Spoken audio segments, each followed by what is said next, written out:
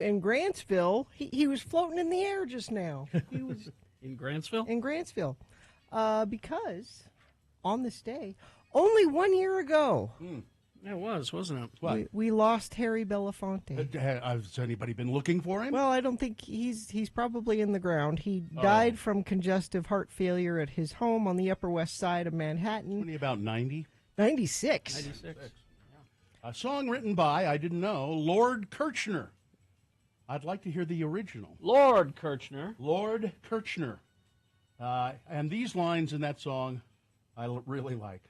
Sonora, she's a sensation, this reason for aviation. And fellas, you got to watch it. When she wind up she bottom, she go like a rocket. When she winds up her bottom, she goes like a rocket. Okay.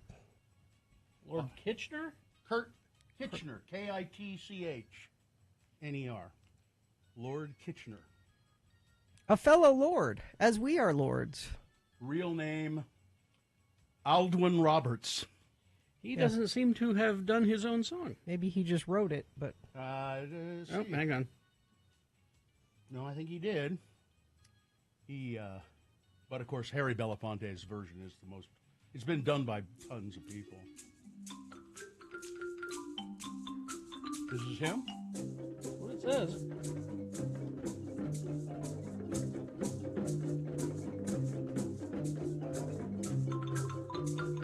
maybe it's not.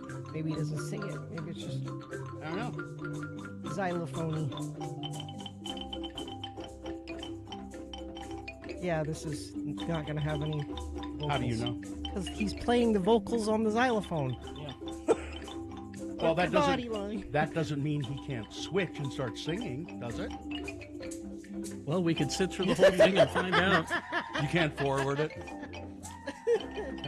There's some singing right there. No. Nope, guess he's not going to do it. No. He does have, Lord Kirchner has a lot of stuff, but he doesn't appear to have recorded that song. Well, I mean, judging by this alone, I don't know. Maybe everything he does is instrumental. Could be. Maybe Harry added the words to it. Let's see. I am not a qualified physician, and I don't want to give this I've heard this song before. I am not a qualified physician, and I don't want to give this injection. Dorothy is begging for trouble. She insists I should give her this needle. I like this. But darling, one thing I want you know, don't blame me for where the needle go. I push it in, she pull it out, I push it back. She start to shout, Dr. Geek is terrible. I can't stand the size of your needle. It's not what you're thinking. I know. He's a doctor. Yeah. The song is called Dr. Kitch. Yeah. I got that. She lie down in such a position. I don't think he's a very ethical doctor. This injection. She start holding on to the needle, making me so uncomfortable. I said, darling, can't you be steady? I'm going to have it done very shortly. She said, Dr. Kish, I am sorry, but the sight of the needle frightened me. I push it in. Yeah. She pulled it out. I push it back. She started to shout, Dr. Kish is terrible.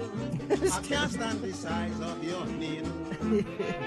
The size of Terrible, your needle. Terrible doctor. Yep, he's not a very good doctor. He's not good. No, she's the doctor. Isn't she the No, doctor? he's the doctor. She doesn't like the size of his needle. Lie down quietly. But wouldn't it be her needle if she's the doctor? No. No. So I stop her in the face Lady with doctors them. don't have needles, Gina. Sure they do. No, they they use do. needles all the time. They do not. Doctor, stop. I I don't can't know what stand you're it. You're being entirely She too screamed, literal. Doctor, stop. Oh. See? Okay. It's own fault, you wouldn't be told. The needle must be slipped in the wrong hole. I push it in, she pull it out. I push it back, she start to shout, Dr. Keys. Lord Kirchner is honored with a statue in Port of Spain. A bust of his is also on display in Spain, somewhere at a stadium. He's a kind of a hero. Well, believe me, I am speaking broad-mindedly. I am glad to know my mother country. I've been traveling to countries years ago, but this the place I wanted to know. London, that's the place for me. Oh, he's from Trinidad. Trinidad, Tobago. Nice stuff. I like it. Yeah. It's interesting that you go back to Harry Belafonte, and he's singing that song, and then when you hear Harry Belafonte speak, he says, he speaks very cultured and very. So he was sort of acting a part there. Yes. Now, Sugar Bum Bum. Sugar Bum Bum. This is great stuff.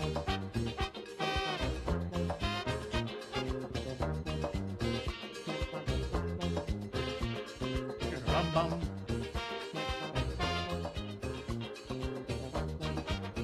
Let me get into it. Yeah, did Buster Poindexter steal this from him for hot feeling? Could be. That one's an instrumental, I think.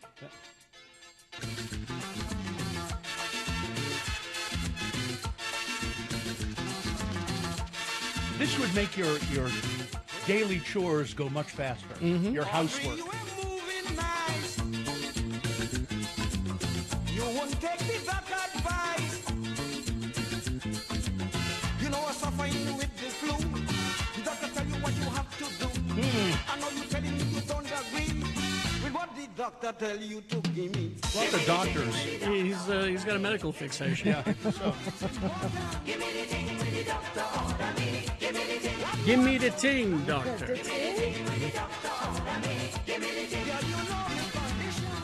I got a new hole to go down. Yeah, no now. kidding. I got to go down the Dr. Calypso hole? Is there a lot of it? The Lord Kitchener A lot hole. of There's Lord quite Kitchener a bit. stuff? Quite a bit. Yeah. All right, look him up. Lord Kitchener. He been dead for a while. Yeah. We farted around. Died in 2000. You know who else died on this day? Who? Bobby Boris Pickett. Really?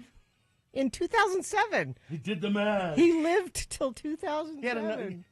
can you name another hit by No. Bobby? Yes, here it is. Smoke, smoke, smoke that cigarette. Dig your own grave. Oh, jeez. Smoke that cigarette. It was also a novelty hit by Bobby Boris Pickett. He was... Do we not have Bobby Boris Pickett? I mean, I got a bunch. I was looking for Oh. Smoke That Cigarette, but I can't find it. I think Dr. Demento used to play it a lot. Anyway. Well, there was some, Sure. This has been Farting Around with Carrie, Bill, and Gina on X96, Radio from Hell. All right, we're going to take a break here. I'm going to have some of my Mill Creek coffee here.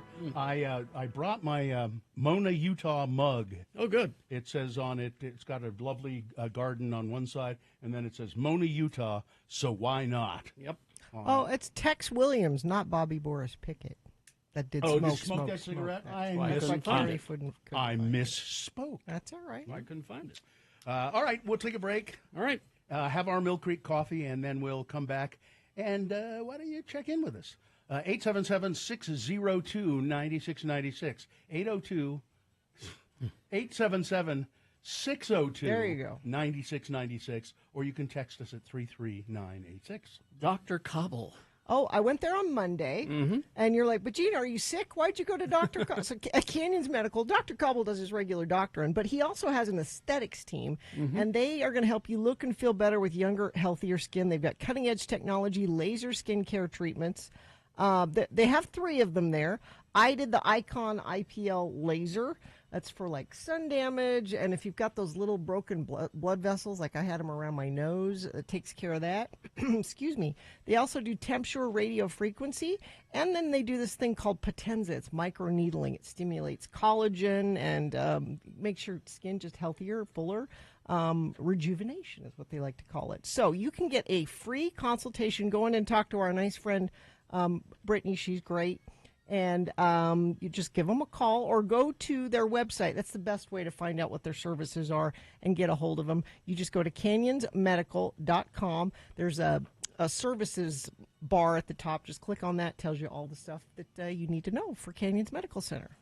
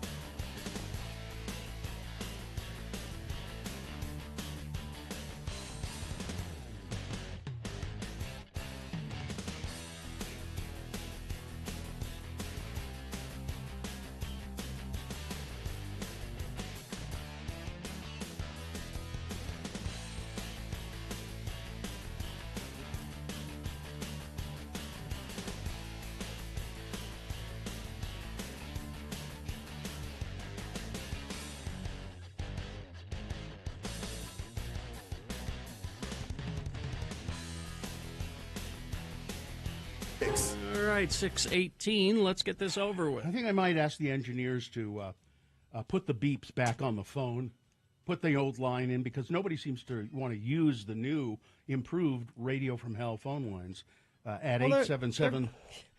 Go ahead. Go ahead.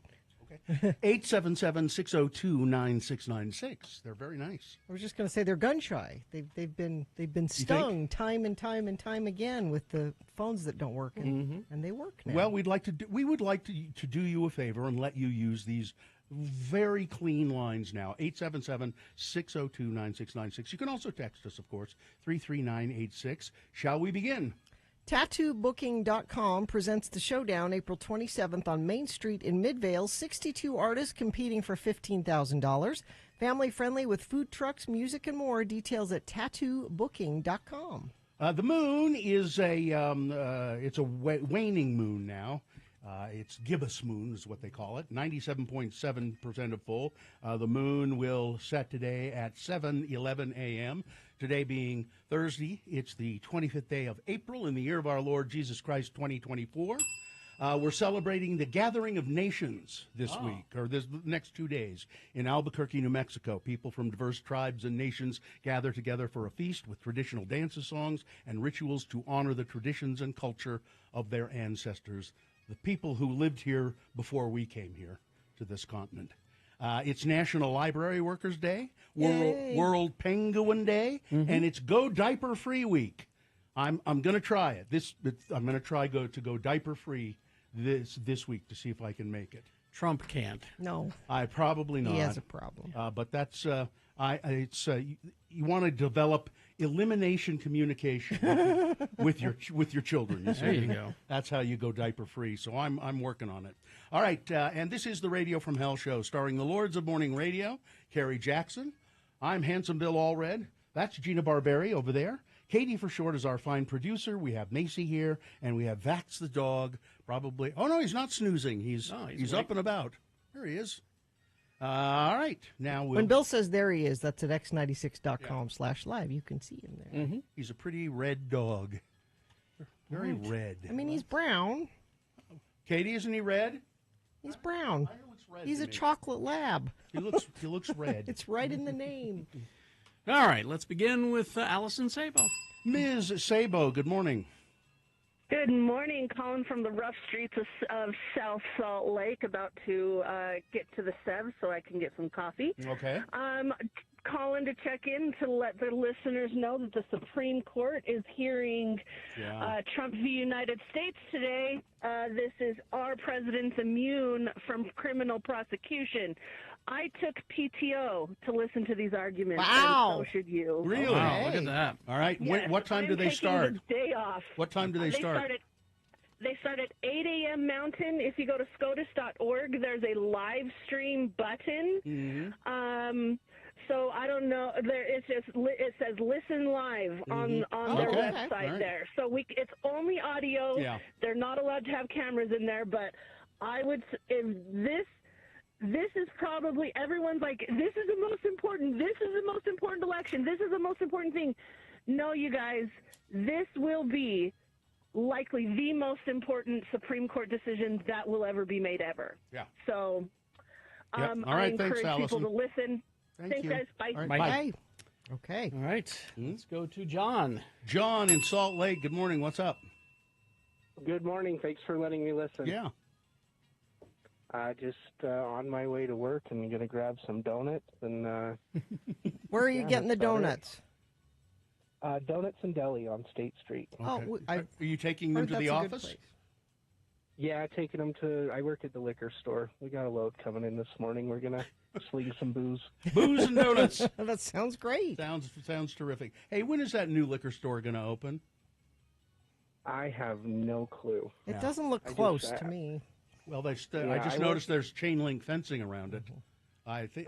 Yeah, I've heard it. I work at the one Carrie frequents, and Gina came in the other day. I'm not going to tell the listeners where they go, but yeah, that was me, Gina, the other day. Okay, yeah, I got outed. They're like, Carrie's here all the time. Which, the Murray Holiday? Yeah. Oh, okay. Yeah. I hit that one in 33rd. They have good liquor there. Really good liquor went, at that one. I went by there because I bought a bike at a bike shop right there. It's called Paradise E-Bikes. I bought a bike there, and as a reward for myself for doing something like that, I went and bought Did you ride your bike to the liquor store? like three stores down to the liquor. You rode your bike to the liquor store. Excellent. Good for you. Good for you. All right, Thank you. See you, Don. let's go to Mark. Hey, Mark. Hey, everybody. Hey, where are you? I'm in Syracuse. Okay. What's up? I'm just calling to hey, you guys said phones were fixed. Yeah. Encourage call. Yeah, I love the show. Well, Thank thanks. you. Thanks. The phones sound good, don't they? Yeah. Yeah. All right. All right. All right. Thanks for that confirmation. Thank you. Thank you, Mark. See you later, Yeah, Mark. Have a good day. All right, let's go to It's that it's Dawn. that Don. That Dawn. Hey, Dawn. Hello. What's up? I just wanted to say hello because I got to work early today. I get Okay. to go work in the amplifier factory this afternoon, so I came to work early. Dawn, you're saying a lot more than hello. You started with Well, I just wanted to say hello, and then you launched into. Yeah. Well, it's been a long time, so I just wanted to. Okay. Well, why don't we say hello and goodbye? Okay, bye. Bye. You say goodbye. I say hello. That's right. Go to Daniel. Daniel, what's going on in Ogden? Daniel? Maybe we lost Daniel. Ogden is awesome. Isn't it? Yeah. Okay. Let's see. Song reminded me of Beetlejuice. Can't wait for the new one in September. They've got to have a scene at the end. There's no way they can't have Jenna Ortega doing the dance. They have to, right? Tim Burton said that they're bringing back Harry Belafonte songs. Okay, you have to. Yeah. Yes, you will get that. Mama Donna checking in. Zane checking in on my way to work. Is Sugar Bum Bum a good band name? Yes. Absolutely. Yeah. Let's try John again. Hey, John, how are you? I'm doing well, thank you. In Draper. Hey, this is directed towards Gina at the sports desk. Yes. So we have a new NHL team coming in that has been yet unnamed. Yes. And Ryan Smith has suggested that we do a bracket in the naming process. Given the success and the support of your listeners over the years, and I'm thinking of Dave Mattson and rallying behind him and other such things. I was wondering where Carrie has given the rights to the Lunging Weasels from the University of Radio from Hell, that we marshal the listeners to name this team the Lunging Weasels. If the bracket includes you can vote for any of them, or write-in, then we'll do that. But from what I understood after hearing the press event yesterday, they've got picked ones out and said you got to vote on it. But John, if there is a write-in option, we will champion that. Absolutely. All right. Now I'm backing off on my insisting it'll be the Blizzard because I didn't know that they were going to let people pick. Yeah, they're going to do. Now I don't know. I don't. I think I'm sort of suspicious of this whole thing. They say they're going to let people pick, but they already know what they're going to name. I don't know.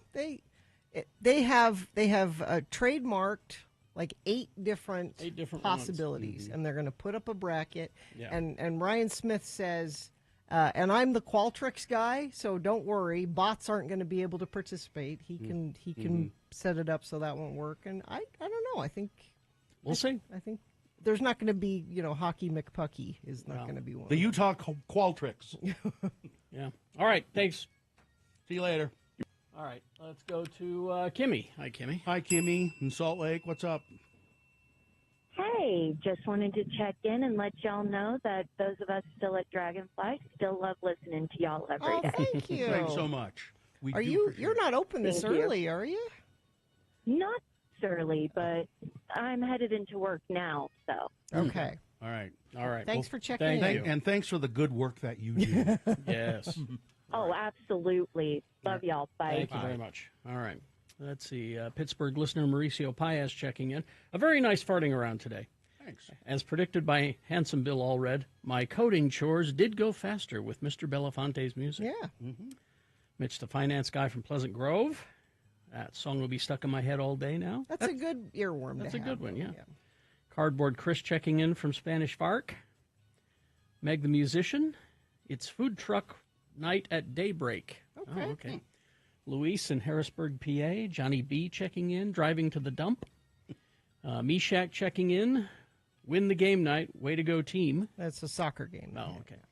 Tree in Bangor, Maine checking in. Weather a beautiful 31 degrees here. Valley Forge, Pennsylvania checking in. Why not? Yeah, we're trying to collect all of our Pennsylvania listeners. Salem Steve checking in. Mike Lee sucks. Yes. Let's see. I am now of a certain age, so I'm prepping for my colonoscopy tomorrow. The prep is worse than the actual procedure. Yeah, you get to take a nap. Yeah. You get that forgetty juice. You just, you wake up. Ron the Carpenter, new DJ name is Ancient Dynamite. That is a good. That is good. Oh, I like it. I like that one. All right, traffic, Gina, please. Okay, so this was reported about an hour ago, but I think it is still an issue. There's a crash in Immigration Canyon. 2 left lanes are blocked. It doesn't say where it is. Close to East Canyon is what they're saying now. You got to go all the way up there to find an accident to report, though. Unless you see something out on the roads that UDOT doesn't, you can pass it along to us, and then I will report on it for you. It's teamwork here, Infiniteamwork.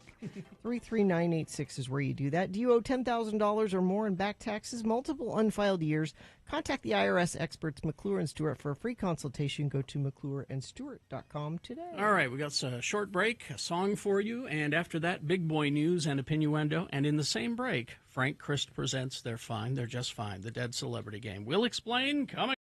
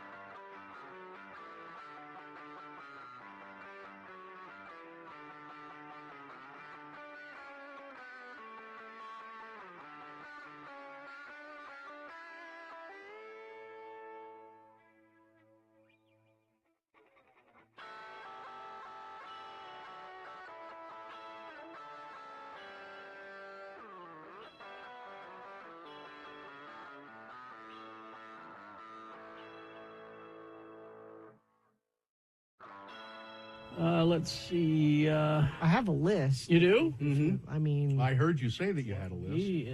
Oh. It's Radio from Hell with another list, because people love a good list. X96. The list is 5 things you should never, ever say on a second date. Should never say on a second date. You have a good first date. Things are going well. You want to Let's move do on this to again. the second date. Second date? Okay. Take a breath, relax, you're nervous. Let's see if this might be the one, you don't know. I mean, it's been a long time since I've had a second date, so let's see how I did. And I don't know who put this list together, but... All right. Number 1. Okay. What are your parents like? Now you're thinking, you're making small talk. Yeah, that sounds like small talk to me. It can sound, though, like you're already planning the wedding. Wait a minute. You're wanting to know about my family? I want to know about your genes. Yeah. What am I... Is there any madness in your family? Yeah. This says, don't assume that just because you talk to your mother every day on the phone that he does, too. Oh, okay. All right. Okay. Number 2, I love babies. Yeah, that's not. I mean, I never wanted to hear that on any date, frankly. 5, 6, 10. And I love babies, and you have nice wide hips. This says babies are great, but not a second date topic. Sounds like you are baby hungry, and you might scare somebody off. And this is men or women. Men or women. Oh yeah. Okay. All right. Yeah. How many people have you slept with? Ooh. Now, this is a conversation you should have, but maybe not second date conversation. Why is that a conversation you should have? Well, I mean, after you've dated people for a while, you can discuss it. I never would ask that question of anyone. Ever? Not of somebody. I mean, I might ask it of you or Carrie, but I wouldn't ask it of somebody I was in a relationship with.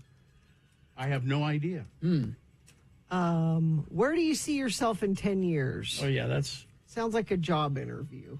I had a girl ask me that. Or they want to know if you're good marriage material. Yeah. Are you going to be making good money 10 years from now? Are you going to be doing this radio thing in another 5 or 10 years? I'm not sure. Is there any madness in your family? And number 5. Okay. Why would you say this? Do you like me? Well, it sounds desperate. Sounds desperate. Much. Yeah, kind of. And I think you'll know if somebody likes you. I would hope you would know. Would people really ask that? I don't know. There might be some people on the like list. Do you like me? Yeah, that would be an instant turnoff, I think. Because you're insecure. I was clearly. just curious. You seem to like me, but I don't know. Do you really like me? Which I'd say, well, we're on a second date. This is a strange question. I like you enough to go on a second date. Yeah. All right.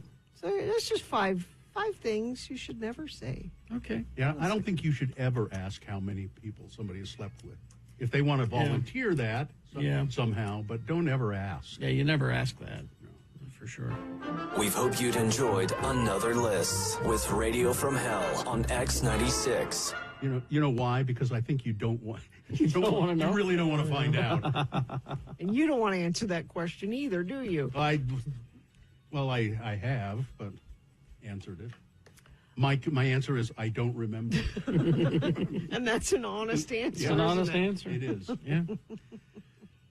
Well, I won't be needing that list anytime soon, I'm sure. No, but somebody out listening might. All right.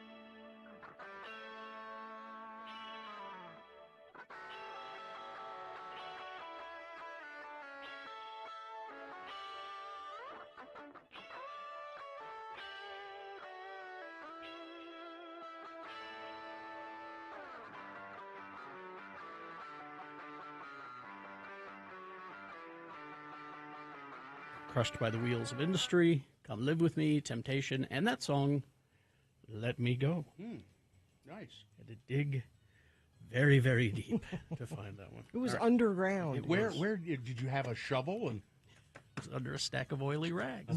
Richard Grieco. All right. Let's see. We got big boy news and innuendo right now. And right after that, it's Frank Christ Presents They're Fine, They're Just Fine. It's our Dead Celebrity game. I'm going to give you a list of 4 celebrity names. 3 of those celebrities are just fine. Mm-hmm. One of them dead. Pick the dead one correctly, and you will win. Tickets to see 21 Pilots August 18th at the Delta Center. All right, 21 Pilots tickets.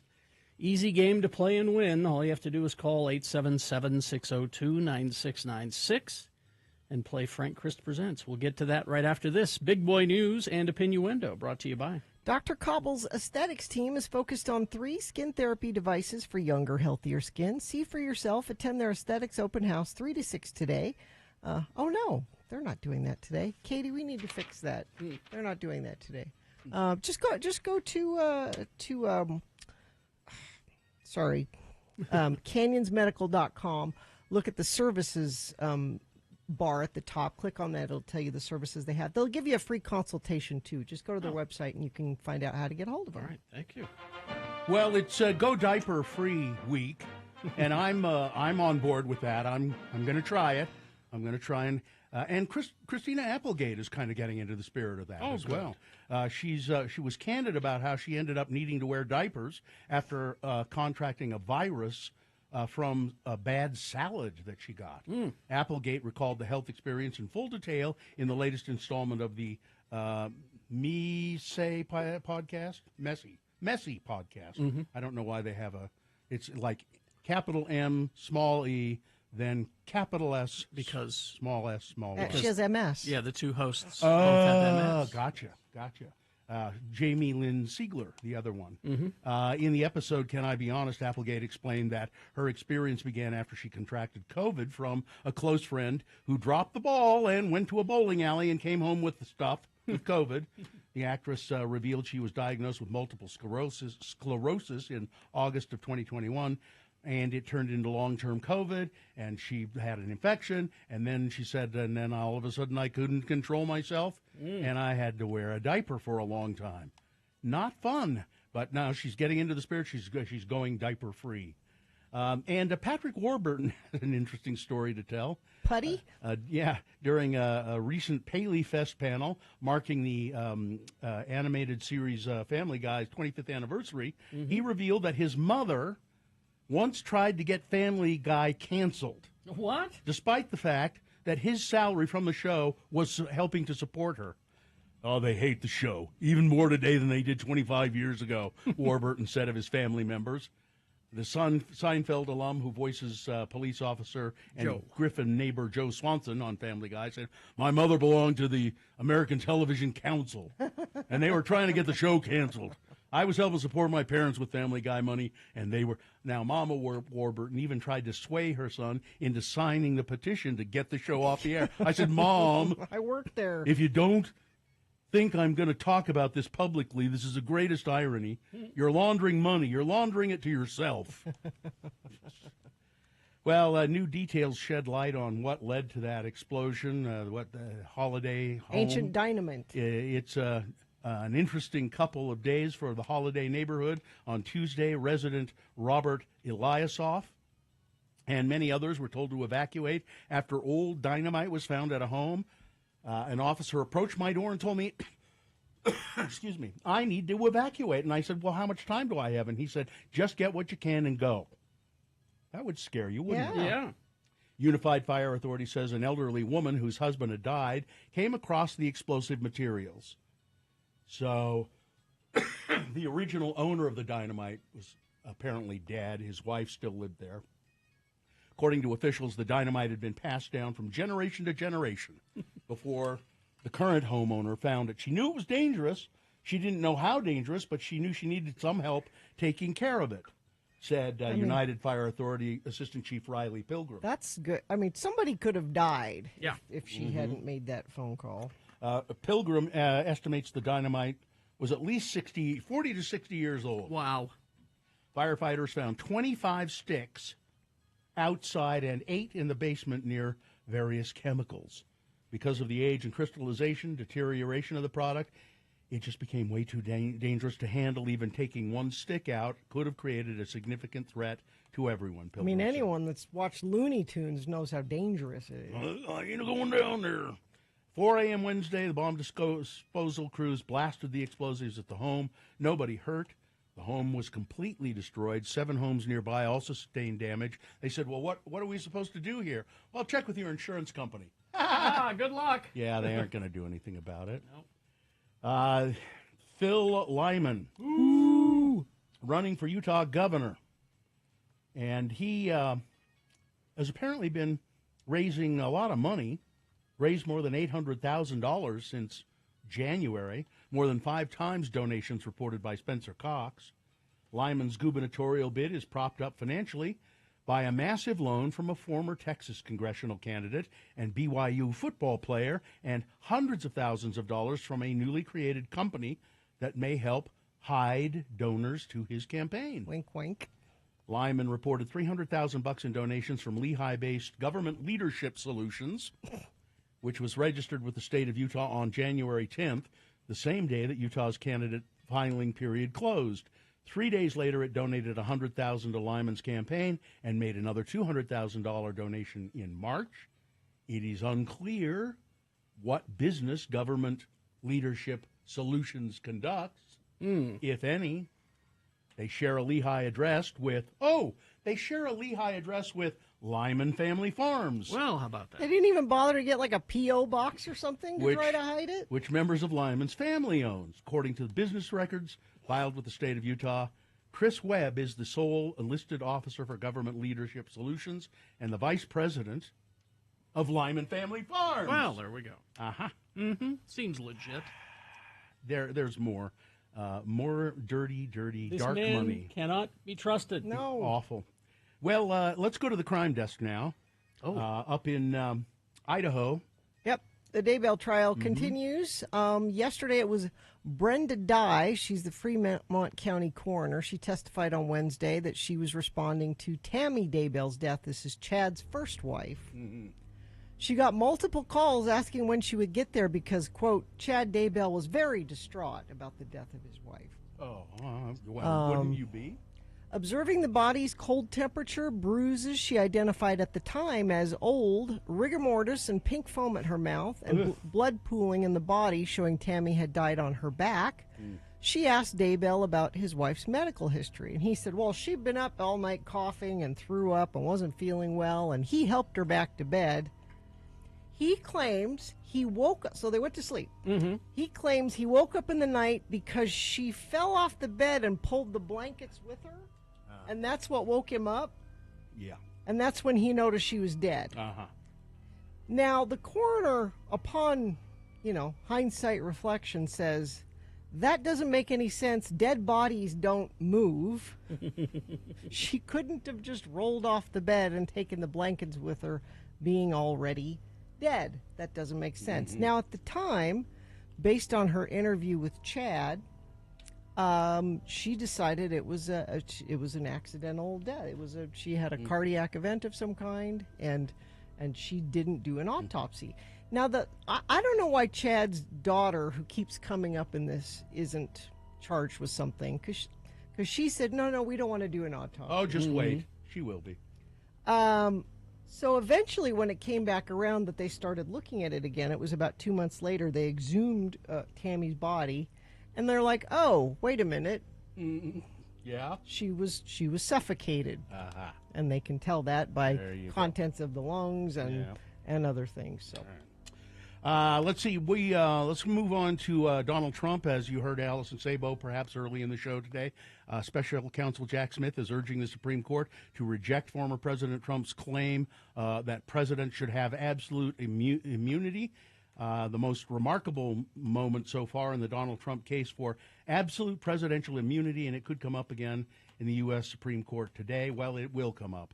The arresting question, could a commander-in-chief order SEAL Team 6 to assassinate a political rival and not face criminal prosecution? His lawyer suggested he could. Yep. Under certain circumstances. That was one of their arguments, yeah.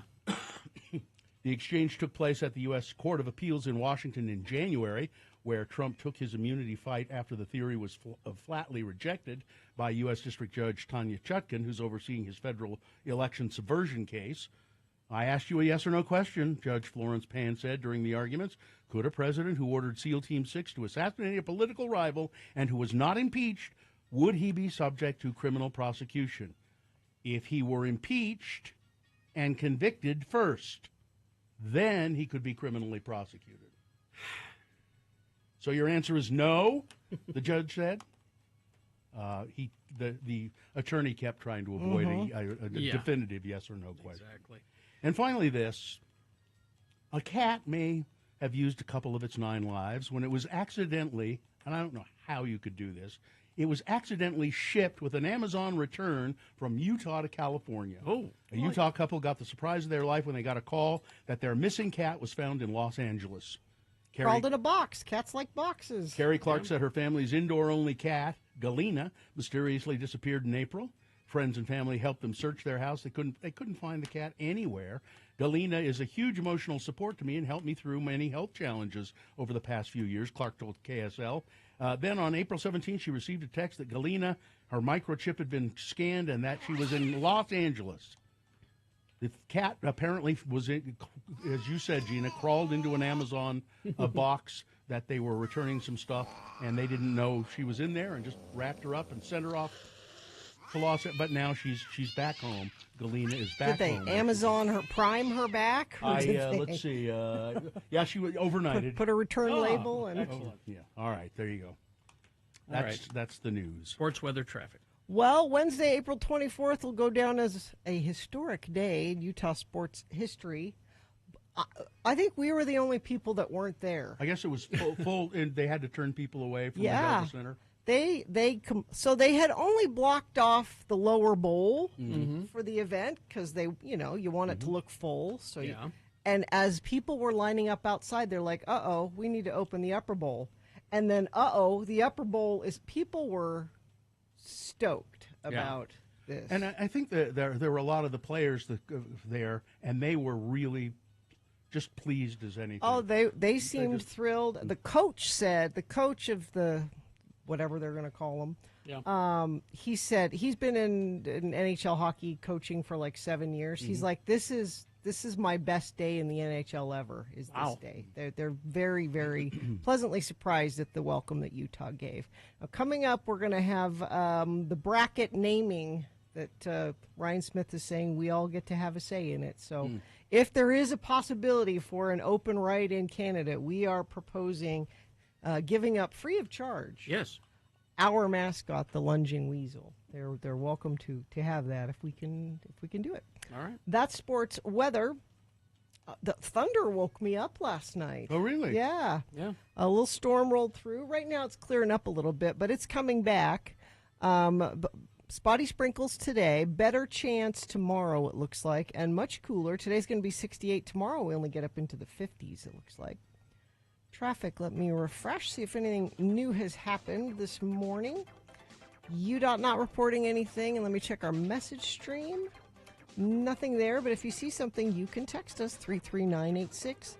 You owe $10,000 or more in back taxes, multiple unfiled years. Contact the IRS experts, McClure and Stewart, for a free consultation. Go to McClureandStewart.com today. Where's my music? Today. Frank. Oh, wait, hang on. Oh, here we go. I had to press play. I didn't know you were responsible for your music. Oh, yeah, it's on this little speaker that I wear on my belt. It's a Bluetooth speaker. Little JBL clip. Yeah. Here he is, ladies and gentlemen, the raw-boned Reaper himself, Frank Christ, Celebrity Soul Reaper. And Frank, how's everyone feeling? I'm fine. I'm fine. I'm just fine. Okay. Frank is in the studio because we play a game every weekday called Frank Christ Presents. They're fine. They're just fine. Yeah, Frank loves these actors. I love our precious celebrities. Is there ever a celebrity that you didn't love? Well, yes. He doesn't want to talk about it. I love 99% of celebrities. All right. Frank... I'm really keeping an eye on James Woods, though. Frank is... He doesn't like his job because he has to go reap the souls of these celebrities that he adores. Oh, Duke. So he's given me a list of 4 actors here. And on this list, one of the actors is dead. The other 3 are just fine. And if the contestant can pick the dead celebrity, they win, what is it, 21 Pilots tickets? Yeah, 21 Pilots coming to the Delta Center on August 18th. And who is the contestant? Tricia. Hi, Tricia. How are you? I'm fine, just fine. Yes, you are, Tricia. Tricia, I'm going to read you these actors. You tell me which one is dead, and you will win 21 Pilots tickets. Ready to go? Sounds great. Okay, here we go. Now, because it's what is it called? Gathering of Nations Week in Albuquerque, New Mexico. These are all actors in movies featuring Native American stories. Number 1, Wes Studi, one of the most accomplished Native American actors ever. Studi appeared in dozens of films and TV shows. He won an Academy Award, an honorary Academy Award, the first Native American actor to ever be honored by the Academy. Some of his many movies, The Last of the Mohicans, Geronimo, An American Legend, and he was in Mystery Men. He plays toughest Pawnee in Dances with Wolves. Number 1, Wes Studi. Number 2, Chief Dan George. He was an actual chief of a band of natives in British Columbia, Canada. Some of his movies were Alien Thunder, The Bears and I, Harry and Tonto, The Outlaw Josie Wales, and Shadow of the Hawk. He received an Academy Award nomination for Little Big Man. Number 2, Chief Dan George. Number 3, Joel Grey. He won a Tony playing the Master of Ceremonies in the musical Cabaret on Broadway. He recreated the role in the movie. He earned a Golden Globe for Best Supporting Actor for his role in Remo Williams' The Adventure Begins. Some of his other films were The Fantastics and Dancer in the Dark. He appeared with Paul Newman in Buffalo Bill and the Indians or Sitting Bull's History Lesson. Number 3, Joel Grey. And finally, number 4, Deborah Paget. She was in Cecil B. DeMille's epic, The Ten Commandments, in Elvis Presley's first movie, Love Me Tender. She was also prominent on radio in 6 original radio plays for Family Theater, and during those years she read 4 episodes of Lux Radio Theater, sharing the microphone with Burt Lancaster, Tyrone Power, Cesar Romero, among many others. She played a young native woman in Broken Arrow with Jimmy Stewart. Number 4, Deborah Paget. Which one of those actors is dead, Tricia? I wanted to say number 4, but I'm pretty sure it's number 2. You are correct. Well done. Chief Dan George, he died way back in 1981 at the age of 82. He was a terrific guy. He was not only an actor, but he was a musician and a poet. Deborah Paget, number 4, man, I thought she was long gone. She was in the Ten Commandments. Holy cow. She's still hanging in there. Yeah, she's 90 years old. She's ornery. Yes, she is. Well, congratulations, Tricia. You're going to go see 21 Pilots. Sweet. Thank you. You're welcome. Hang on the line. Katie will get some information from you.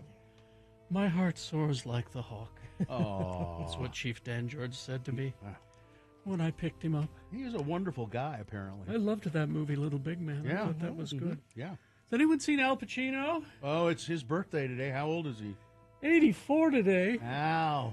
I'm going to go get a cappuccino and visit him. Goodbye, everybody. Goodbye. Bye, friend. There's an oil spill at the intersection of North Temple and Redwood Road. What? Semis leaking oil, blocking the right lane heading west on North Temple. That's going to be a mess. It's the only mess right now, though. If you have a mess near you, let us know, and we'll pass it along to friends of the program. 33986 is where you do. All right. Thank you very much. KXRK Provo, we will take a break. We'll be back in just a bit with, let's see, what do we have? Oh, it's Geek News coming up, and then Boner of the Day. Stand by for all of that.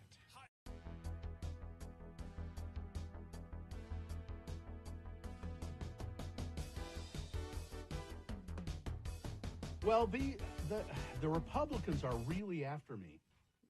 Me too. I'm getting them too. Well, are you getting this? Again, they want me to run for office? This is the third time they've sent me a text. Really? Utah Republican Chairman Rob Axon here. It says, our party needs your help. Mm-hmm. No Republican has filed a run against Democrat incumbent Jen Daly Prevost for the state house.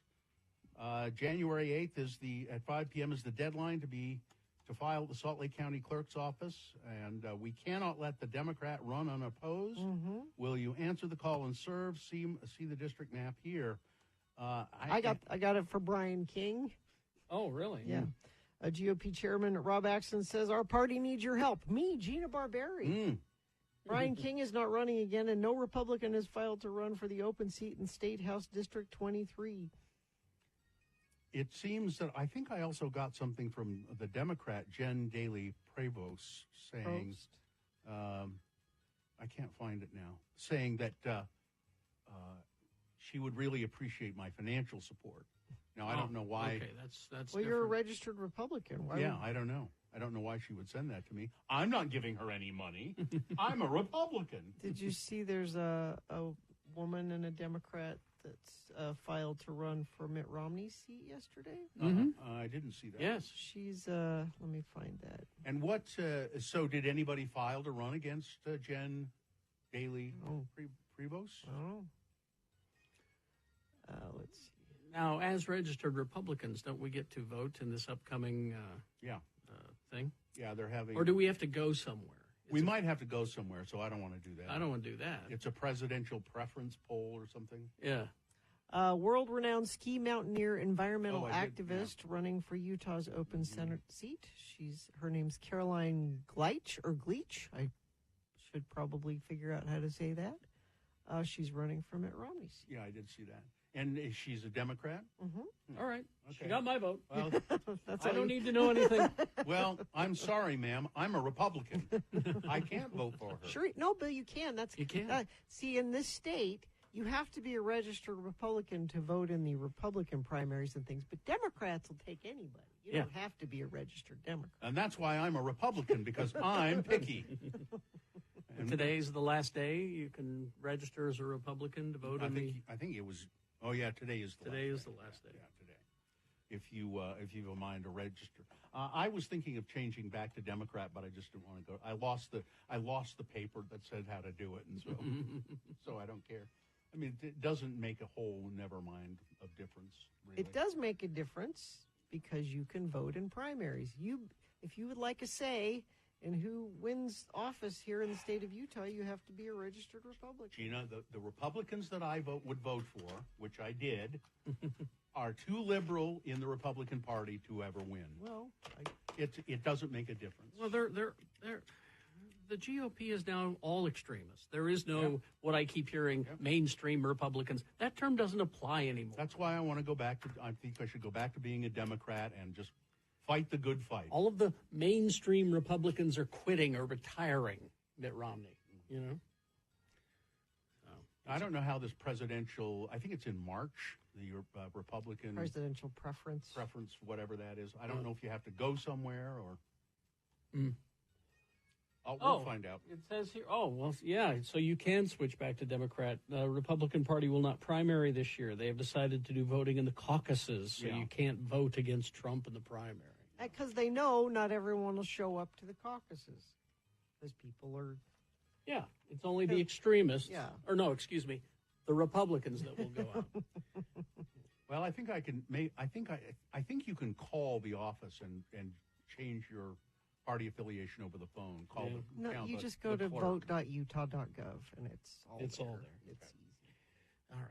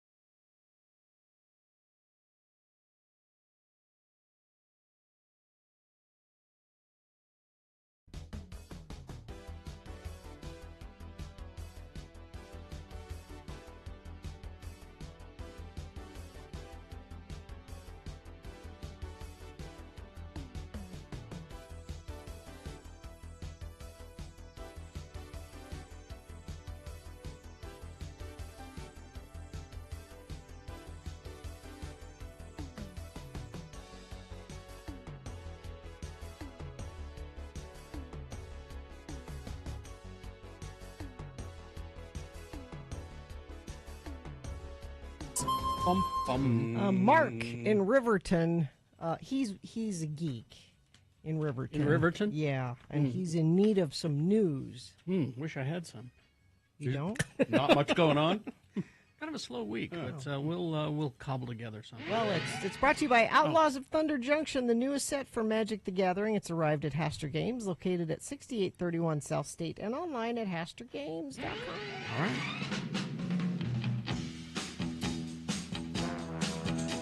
I mean, I think the thing that is slowing geek news this week is everybody still talking about that Deadpool Wolverine trailer. You know, I still haven't. I got to watch that.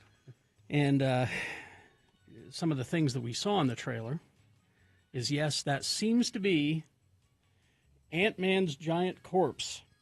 You know, Giant Man, when he goes giant. Yeah, that appears to be it. Okay. And, Huh? What? Yeah. What was Well, you know, it's multiverse, you know, so things... I think I would get confused. Things will happen. But everybody is asking me about this, the villain in it, played by Emma Corrin, and she is Cassandra Nova. And I said, now, who exactly is this? Okay. Okay, I'm going to try. Okay, I'm listening. I try to learn. Try to explain. Right. She is Professor Xavier. Okay.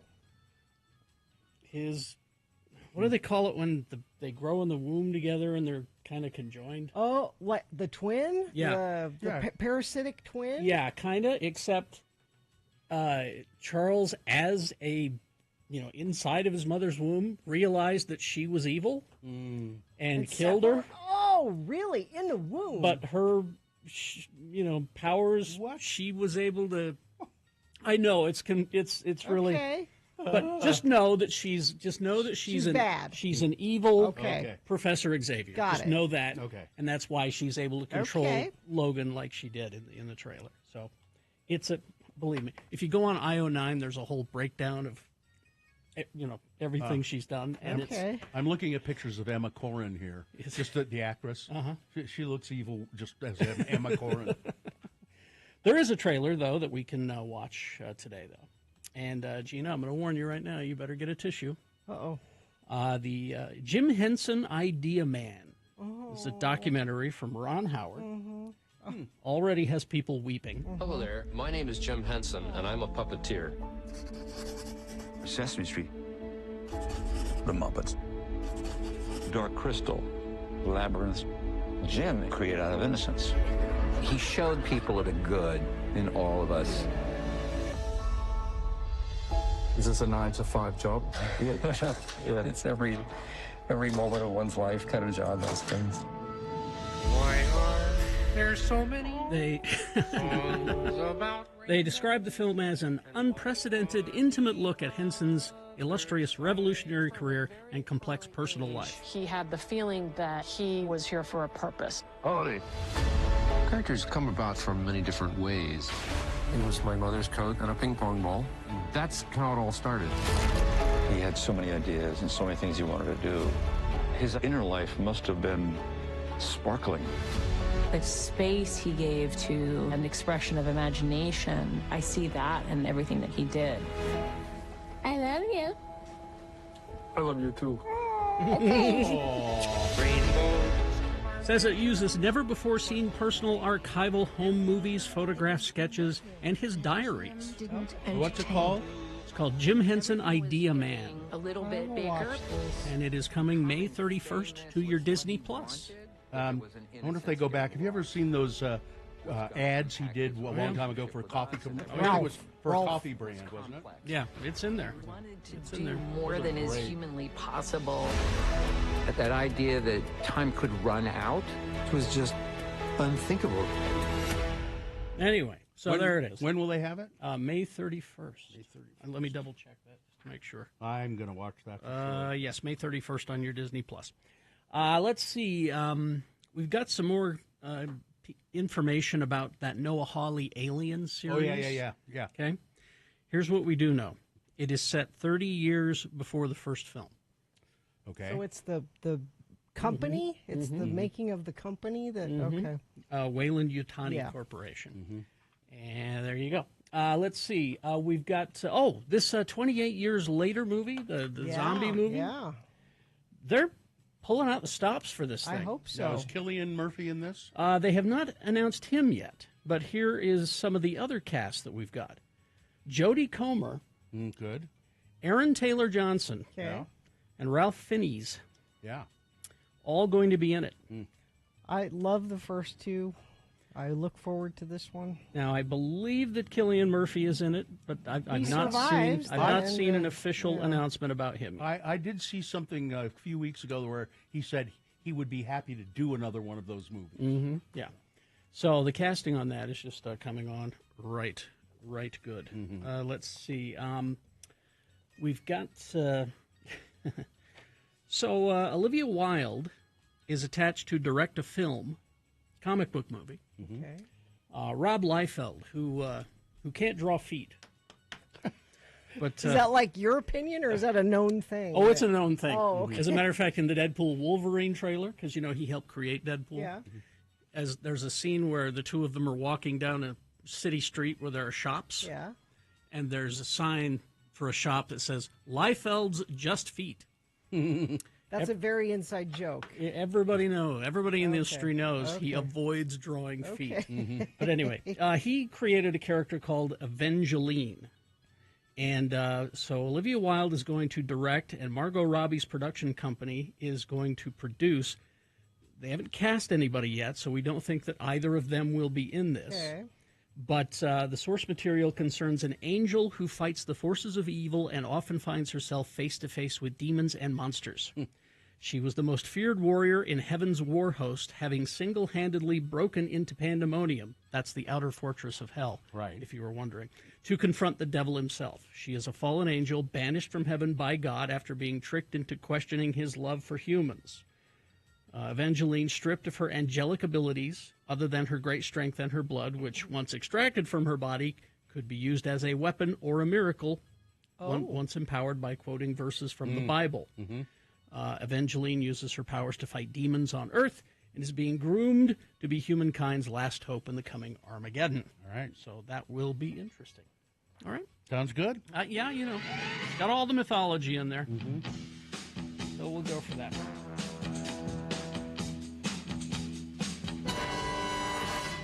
Traffic. Emergency crews are working to clean up that oil spill on the intersection of North Temple and Redwood. Multiple directions of travel are blocked. You're just going to want to avoid that area. Oil spills take a while to deal with, so don't go over there. That's the only thing that UDOT's reporting. Don't go over there. No. Traffic on the Arrowhead Trail between Payson and Spanish Fork is moving smoothly. Thank you. That's from Slice. Thanks, Slice. Part of our Infinity team. So are you. What are you seeing out there? Somebody else says, car accident 90 is South 56 West in West Jordan, westbound. Lots of cops in a tow truck. It was tough to get in my morning Maverick station for breakfast. That's from Brew, the ironworker. Don't keep Brew from the Maverick. Yeah, they sent those in via text at 33986. This season, the new Nate and Jeremiah collection of living spaces is an updated, well-traveled take on coastal living designed to mix and match with pieces you already own. You can elevate your home with these unique finds only at Living Spaces. Okie doke. We've got boners coming up here. The candidates you will consider this time. 3 fine boner candidates. Number 1, the Vice Grips did a fine job of steering that car. Yes. Boner candidate number 2, that isn't Dad. And boner candidate number 3, dude was taking too long in the can, so I choked him out. Whoa. All right. Boner of the day, big boy news, all coming up. Stand by for that. Now, don't forget, after we award the boner of the day, it's Hello, Yeah, What? The innovative radio feature that we invented, where we open up the phone lines and you call and talk to us about anything. Your voice on the radio. Our new clear phone lines. Yes, now that the phone lines work, Hello, Yeah, What will be 12% more delightful. Yes, there you go, 12%. So be ready after we award Boner of the Day, all coming up. Stand by.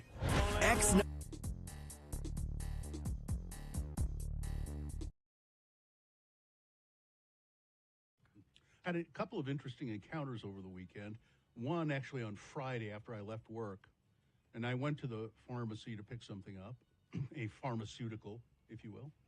And while I was talking to the young woman who was filling my order, and, she's, your name is, and I say, Ralph Allred. That's the name. That's my legal name. Middle name is Bill, William Bill. But so on, records, it's Ralph, and at the pharmacy, it's Ralph. And while I was talking to her, and I said Ralph Allred, and there was a guy standing there who worked at the pharmacy. I don't think he's a pharmacist, but standing back. He went, "But you're Bill Allred, right? Bill Allred." I said, "Yeah." And he said, you probably don't know who I am, but I used to be the bass player of the Killer Tomatoes." Well, really? Of course you'd know. I said, "What? Really?" He said, "Yeah." Well, I said, I know, I don't remember you exactly, but of course I know who you are. And I said, "So were you the day that Kerry and I saying you got to fight for your right to party live on the radio on a Saturday morning from Wally's garage?" "Absolutely." Oh, I played the bass that day. That was really fun. I said, "What happened to Wally? What happened to Wes?" "I don't know. I lost track." Oh. Isn't that odd? Hoping for a Wally update. Yeah. He was a character. Yes, Wally was a character. And, Wally and Wes, kind of the founders of the Killer Tomatoes. Yeah, that's too bad. Yeah, and then Saturday, I haven't done a remote in quite a while. So I have this remote at the IFA out on 21st South. And a remote broadcast, a live in-person appearance.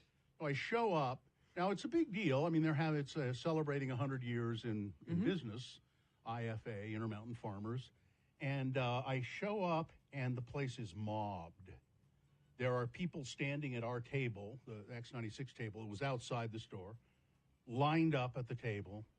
There were free hot dogs and hamburgers. People lined up for that. I couldn't barely find a place to park. It was a zoo. It was just, and so I walk up to the table and finally, and I mean I was 10 minutes early. We're glad you're here. Finally, nice to see you. And we gave away, I don't know how many T-shirts Cameron Diaz had or how many mugs. They were gone in 5 minutes. Yep. Whoom, like locusts. And not just people, and not people who just were curious and said, "Oh, what is this? You got something free?" Every single one of these people, big fans of the show and of the radio station, and talked to a lot of people I hadn't seen for ages. You know, listeners, people who've been listening to us for regulars. Many years. Dawn was there, of course. Of course, Dawn said. He was really nice. He said, you want me to go stand in line for you, get you a hot dog? Oh, that's nice. And I said, no, that's okay, Dawn, thanks. I don't.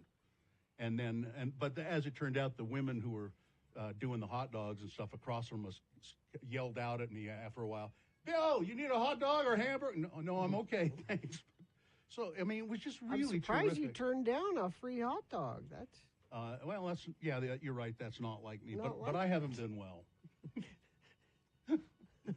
Anyway, and the free hot dog won't help. No. Did you do any shopping while you were there? Get you a Salt Lick? Now, I didn't. I'll tell you about that in a second, okay? So here's the nice thing. I get there.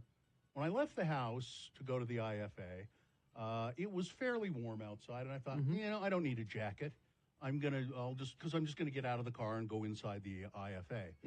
No, the table was outside and in the shade. See, it's been a while since you've done a remote. It was outside and in the shade. Yeah. And I said, I'm going to freeze to death here. Well, the manager of the IFA, who, as it turns out, is a longtime friend of the program, his name is East, as in the direction. Okay. And I said, so why is your name East? And he said, well, there's an old British graphic novel, comic books and novels, and they were movies, Tom Brown's School Days. And I said, oh, yeah, I've heard of those. And he said, well, one of the major characters in there was named East. Huh. And my parents loved that. And East was the guy who was always getting Tom Brown out of trouble or into trouble. I don't remember what he said exactly. But so East, the manager of the store, said, you're going to be cold. Let me get you a Carhartt. Get yourself a Carhartt. He went. His wife actually went and came back, and they gave me a Carhartt. And I said, I'd be happy to pay for. No. It's just you can have it. There you go. So they gave me a Carhartt hoodie, and I was just perfectly warm and toasty after that. And there were just, I mean, I didn't have time to catch my breath the whole time I was there. There were people just coming up to the table. Earthquake Matt Alcapler was there with his wife. There were just, But how was the petting zoo? That's what everybody was not there. Oh. The tragedy. I didn't get the full story, but I think there was a mistake from the ad agency. The petting, there are other IFAs, and they're all celebrating. And I think the petting zoo was at another one. But you know what was there? This guy with, I think it's called Earth Wings, he had an owl. You got that picture? He had an owl? Look at this. Oh, you got the picture taken with an owl. That should be your new avatar. X96.com. That's Bubo, the eagle owl. Of course it's Bubo.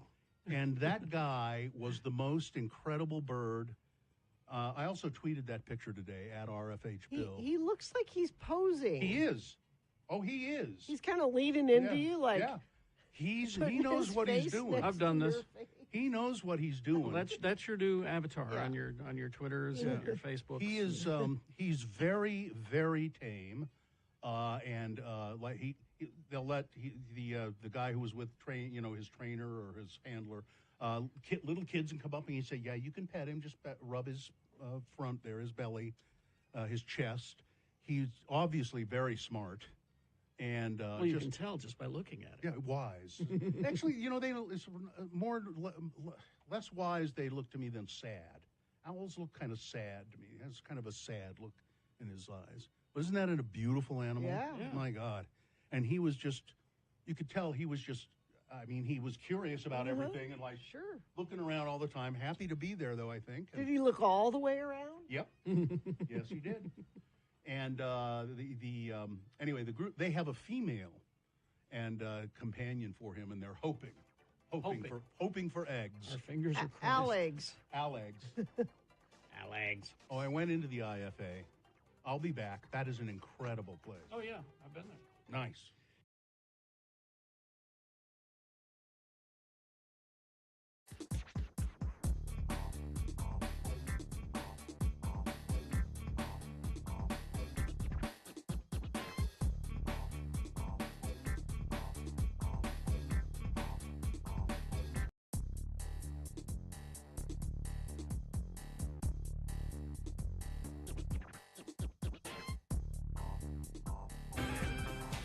"30 years ago today, Blur released their third studio album, Park Life, featuring songs This Is a Low, End of a Century, To the End, Park Life, and that song, Girls and Boys. They were at Coachella, and they said, this is it.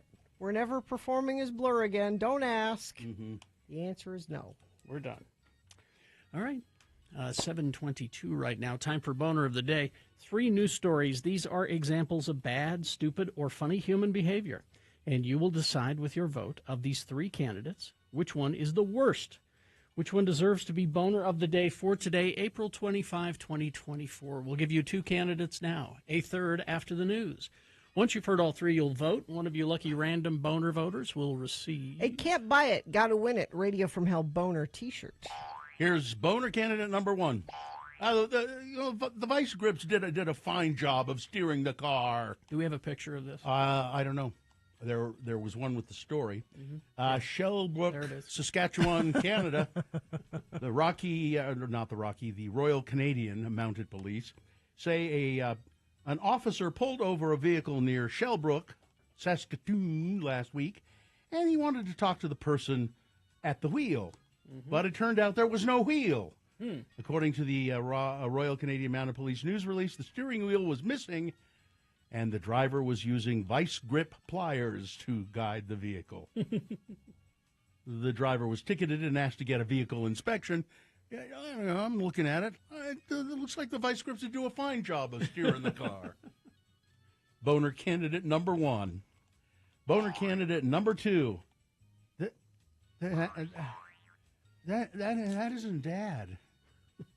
A family in Quebec is searching for answers after discovering that their father's remains did not make it from Cuba to Canada, where he died while on vacation, but they instead received the remains of another man. Who knows? Yeah. Another family in Cuba is saying, what happened to our dad? Funerals for Faraj Allah Jarjour were scheduled for this past weekend.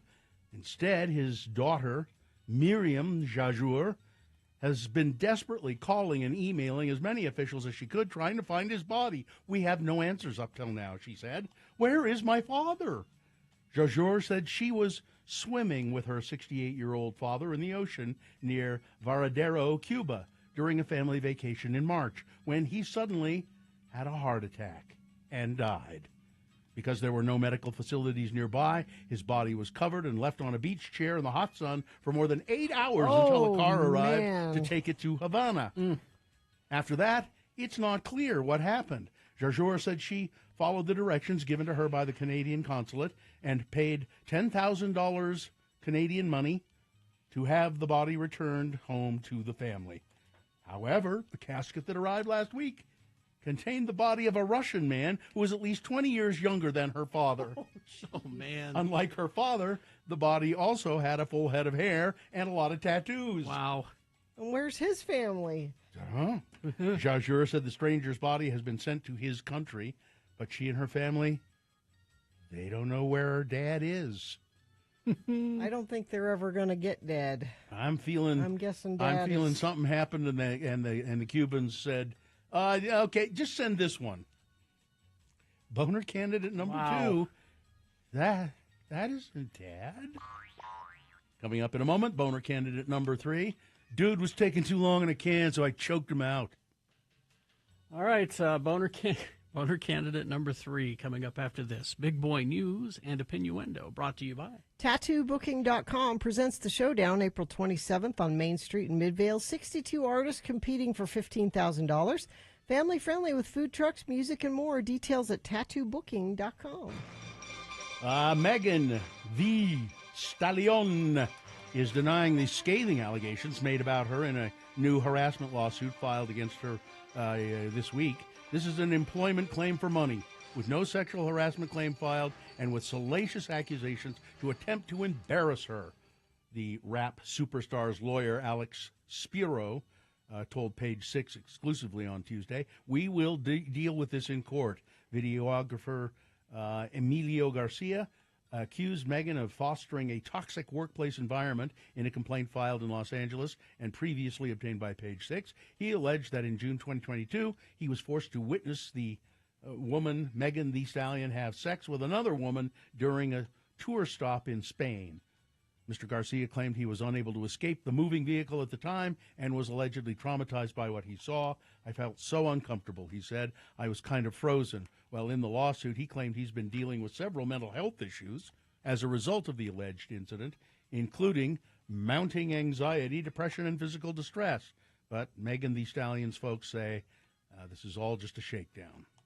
Well, we were talking about Phil Lyman last news, reporting all of this money in donations from some place called Government Leadership Solutions, which just happens to share a Lehigh address with Lyman Family Farms. And there's only one employee of this Government Leadership Solutions, and that's a guy, Chris Webb, who is also vice president of Lyman Family Farms. Now, attempts by the Salt Lake Tribune to reach Mr. Webb and were unsuccessful. And the phone number on Greenwave, that's another business that's associated with it, led to a call center for customers, and an operator could not provide a contact for Greenwave's corporate leadership. Lyman Family Farms has spent millions of dollars buying up Utah School and Institutional Trust Lands Administration land at an auction. Between 2014 and 2016, the company spent $6.4 million acquiring 5,214 acres. Now, Phil Lyman, he's running for governor, by the way, against Spencer Cox and others, and he's raised more money than anybody Lyman has.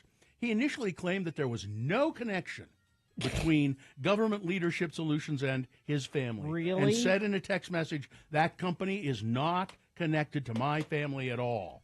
It has your family's address on it. How do you deny that? Or did he think you wouldn't find that out? After detailing the links discovered through corporate filings, Lyman said, well, yeah, Mr. Hunt's wife he's a distant relative of, and Webb he's a buddy who likes my campaign. There's lots of Lymans. It's like Smith, Jones, and Lyman, very popular names. Lyman then seemed to say that Government Leadership Solutions was established to hide the source of donations to his campaign because donors were afraid of reprisals from allies of Spencer Cox. Most people don't trust the government, so they try to have a little anonymity, Lyman texted. You're trying to be the government, yes. I would have a lot more donations coming in if it weren't for people's fear of being targeted by Cox and company. No, you wouldn't, because people don't like you. You're a lyman, lyingman, lying liarman. Mitt Romney was pretty funny yesterday. I saw that. Yeah. Now there were, I think they were half serious calls that people floated out the idea that he should be the president of Harvard University. They haven't really had Massachusetts roots. Yeah, they haven't had a president since that the last the woman stepped down. I forget her name right now. But so there were people kind of floating the idea, why don't we make Mitt Romney he could be president of Harvard? But he said, here's what Mitt Romney says. So people are saying one way of ending the this is what Romney said. One way of ending the demonstrations on Gaza would be to name me, Mitt Romney, president of Harvard, because then the demonstrations would be all about getting rid of me. No. There would be mayhem. He didn't float the idea of being the president. Somebody else had it. He was commenting on it. Yeah, I know. Yeah, that's what his quote is. One way of ending the demonstrations of Gaza would be to name me president of Harvard, because then the demonstrations would be all about getting rid of me. There are demonstrations all across the country now. In Texas, Governor Abbott's having kids arrested. And Mike Johnson went to Columbia, and he's threatening the National Guard, which I don't think he can do. But Kent State, anybody? Don't do that. I was going to say, I saw those guys in helmets and flak jackets marching in, and I was like, what could go wrong? Yeah. Let's see, the district attorney, Gina, crime desk. Yes. Scott Peterson case. Yes. He's the Innocence Project is representing him. He's been in prison for how long? Oh, gosh. Since 20 years? 2002. For murdering his wife. Now there might be some question that he's innocent. What's going on with it? There's no question. Well, all right. Then let's not talk about it if there's no question. He totally did it. However, the Innocence Project has taken it up. The district attorney has filed papers outlining why their office is opposed to a motion filed by Scott Peterson's defense team requesting DNA testing. Of course, Peterson's serving life without parole for the murders of his wife, Lacey, and the couple's unborn son. Lacey was 8 months pregnant when she disappeared on Christmas Eve, 2002. Her body and that of the fetus she was carrying washed up on the San Francisco Bay in April 2003, so I guess it was 2003. And he went fishing that same day. Total coincidence. Total coincidence. So in the 300-page filing, the DA argued that the 14 items the defense wants tested for DNA have either already been tested, are unrelated to the case, or the burden to have them retested has not been met. So there was a burglary in the neighborhood at the same time, around the same time she went missing. And there was a burned-out van there, and there was a mattress in the van that had blood on it. That blood has been tested. Oh, okay. But there are other items they want tested for DNA too. They're reaching. They're really I wonder why the Innocence Project has a great reputation. I wonder why they're doing this. I think they're doing it because there probably were, like in the OJ trial and many other trials, very poor investigation done into it. They dropped the ball on some things, they forgot some things, and they probably have identified those and saying we should bring these up. This is embarrassing. Donald Trump hasn't set foot in the White House since leaving office more than 3 years ago, but that didn't stop him from pretending that it's still his residence this week. Trump gave a gift to former Japanese Prime Minister Taro Aso, who visited him at Trump Tower in New York on Tuesday, as the former president finished up a day in court in the Stormy Daniels case. What did he give this former prime minister? A key to the White House. Aso has a history of praising Nazis and Adolf Hitler, and yet Trump called it a great honor to meet him, and then he handed Mr. Aso a ceremonial key to the White House. The United States. The Washington Post reported that Trump was fond of giving away ceremonial keys while he was president, telling Israeli Prime Minister Benjamin Netanyahu that he could use it to gain entry basically forever. Even when I'm not the president anymore, you could just walk up to the front gate of the White House and present it, and they'll let you in. Yeah, good luck with that. An enormous, really an enormous, gutless coward. How much time do we have here? Give us one more good story. All right, we'll go to this one. New Oreos. Oh, yeah, I saw these. Oreos Sour Patch Kids. I don't think so. The new Oreo Sour Patch Kids resemble an Oreo golden cookie, but instead, the cookies are Sour Patch Kids flavored with colorful inclusions. The cream inside is filled with an even more multicolored sour sugar inclusion. I usually go with you, Oreo, but... Creating a sweet yet sour taste inspired by Sour Patch Kids. Available for pre-sale April 24th at Oreo.com. The Sour Patch Kids, the Oreo Sour Patch Kids cookies will begin rolling out at retailers nationwide May 6th. In celebration of the launch, the Oreo and Sour Patch Kids brands will also be dropping an exclusive merch line, including matching crew neck and joggers that together make the perfect snack suit. A snack suit? Yeah. Now, I like a snack suit. I've got to go put on my snack suit before I have a snack.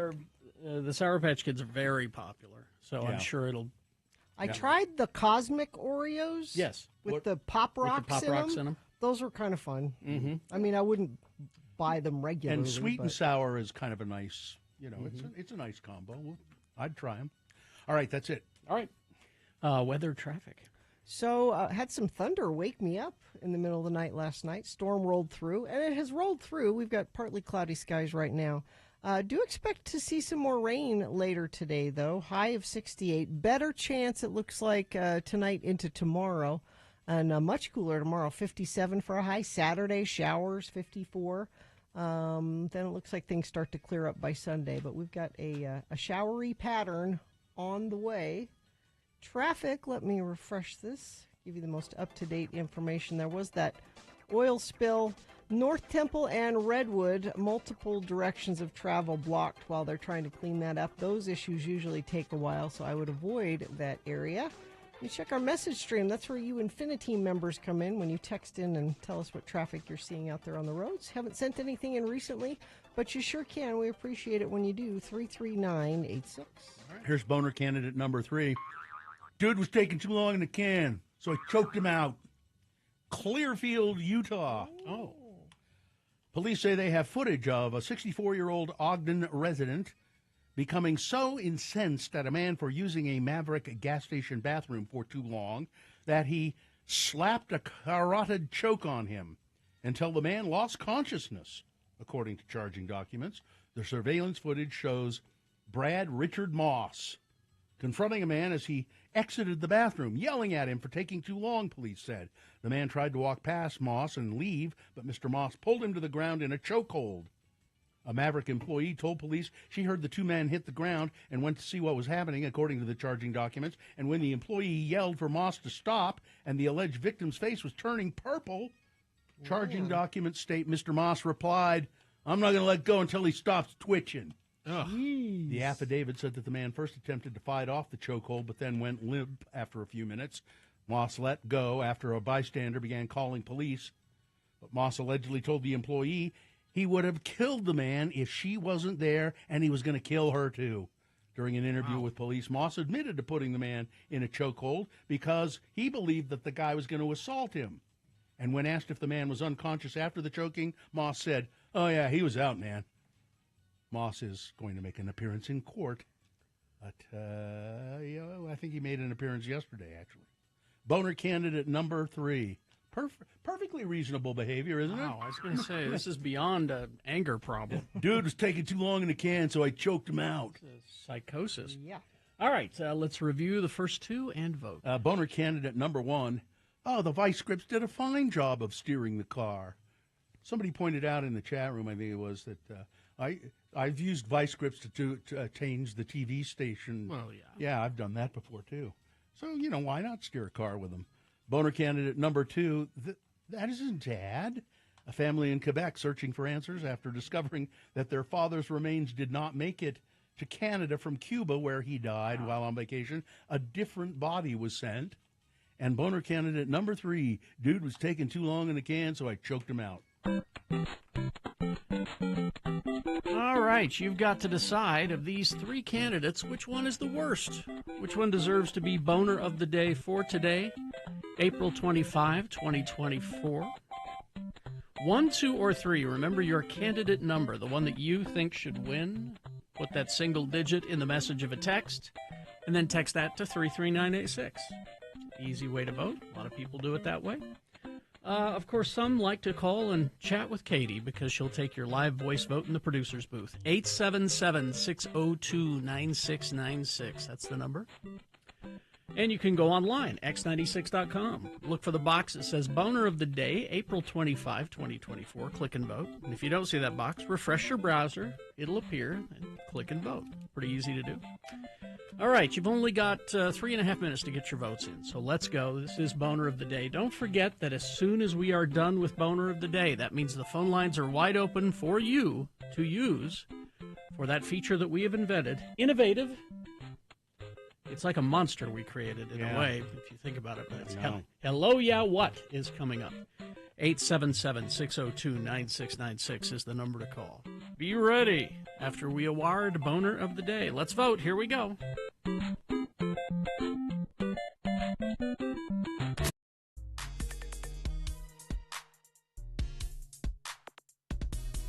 Here you go.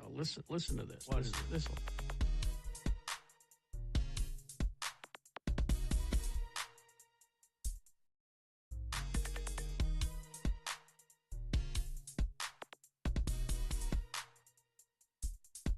You have a list, I understand, Gina. I do. A list?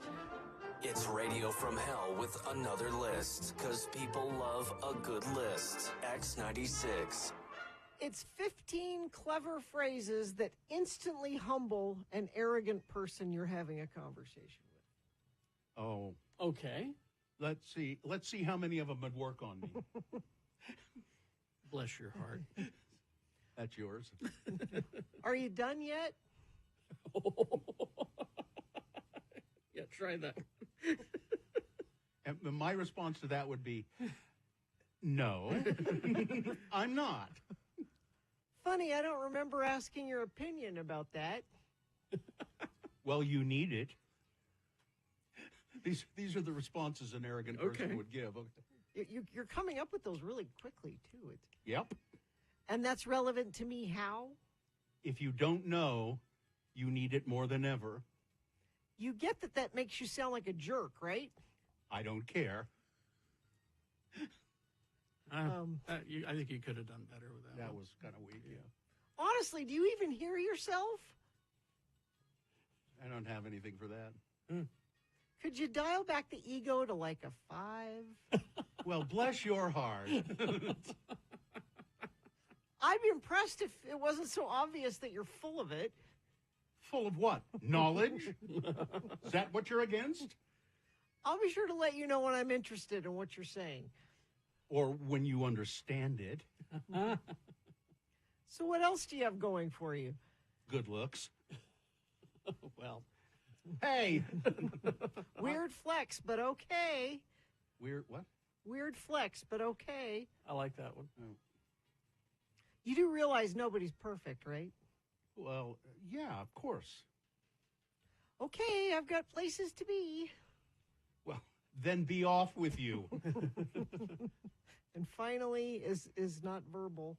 It's just an eye raise. Mm-hmm. An eyebrow raise. Oh, like, okay. You just go. None of those worked on Bill, though. I don't. Nah. He had a comeback for just most about of them. All of them. You know why? I've heard most of them. You get that makes you sound like a jerk, right? I've heard that. Like that one. Yep, I've heard that. Or I've had other people tell me, that makes Bill sound like a jerk when he says that. Yes, I do. Yes, and he probably does too. Well, you know what I say. What's that? Brett in the chat room beat me to it. Oh, buddy's nerfect. Oh, God. No? No. We hope you'd enjoyed another list with Radio from Hell on X96.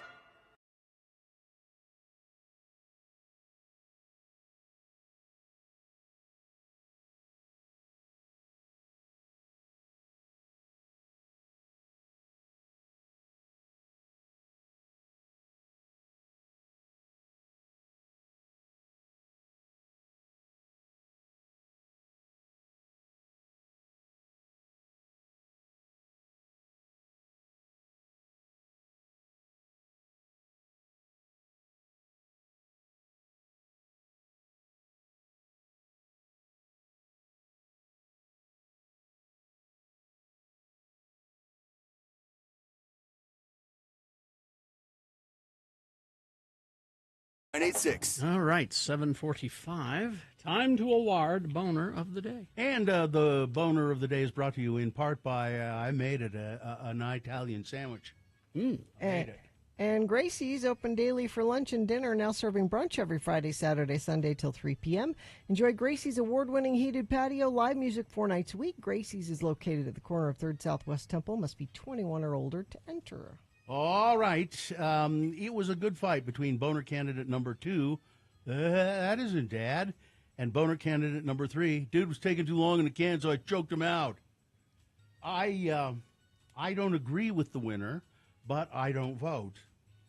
I would have voted for number 2. That isn't Dad.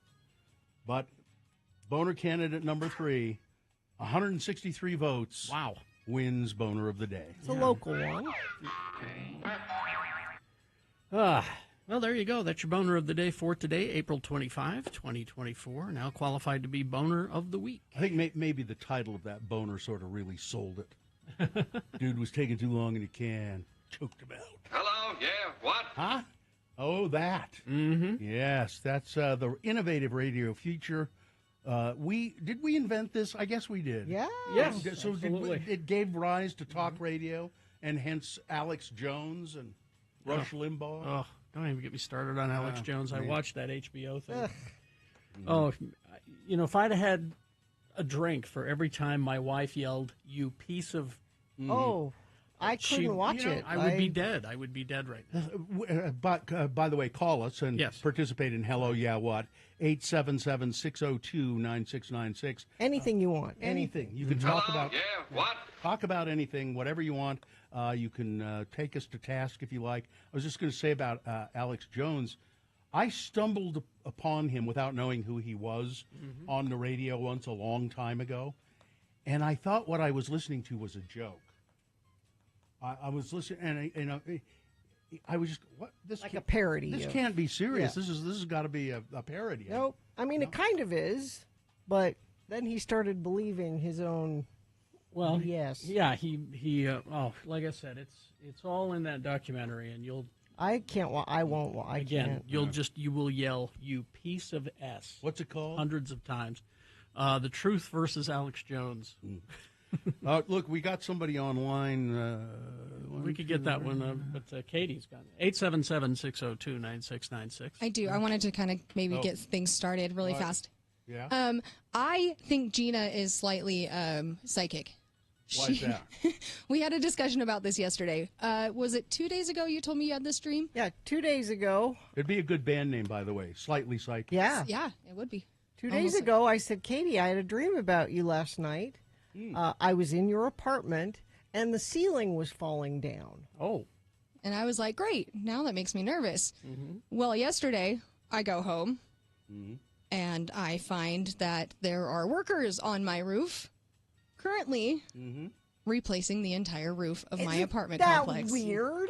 It's kind of weird, right? So your ceiling doesn't fall down. So I text Gina, and I told her this, and she's like, I'm psychic. And I was like, let's just hope that the ceiling falling in isn't a true factor of that, because I don't. You know what this is? That. You know what this is, don't you? No. Coincidence. But I mean, kind of weird, though, right? It lines up so well. I mean, I've dreamt about Katie every once in a while, but it's a weird timing thing. And it's all roofs. Yeah. It's just crazy. Every dream Gina has about you has something to do with a roof. All right. Well, thanks. All right. Hello, yeah, what? There you go.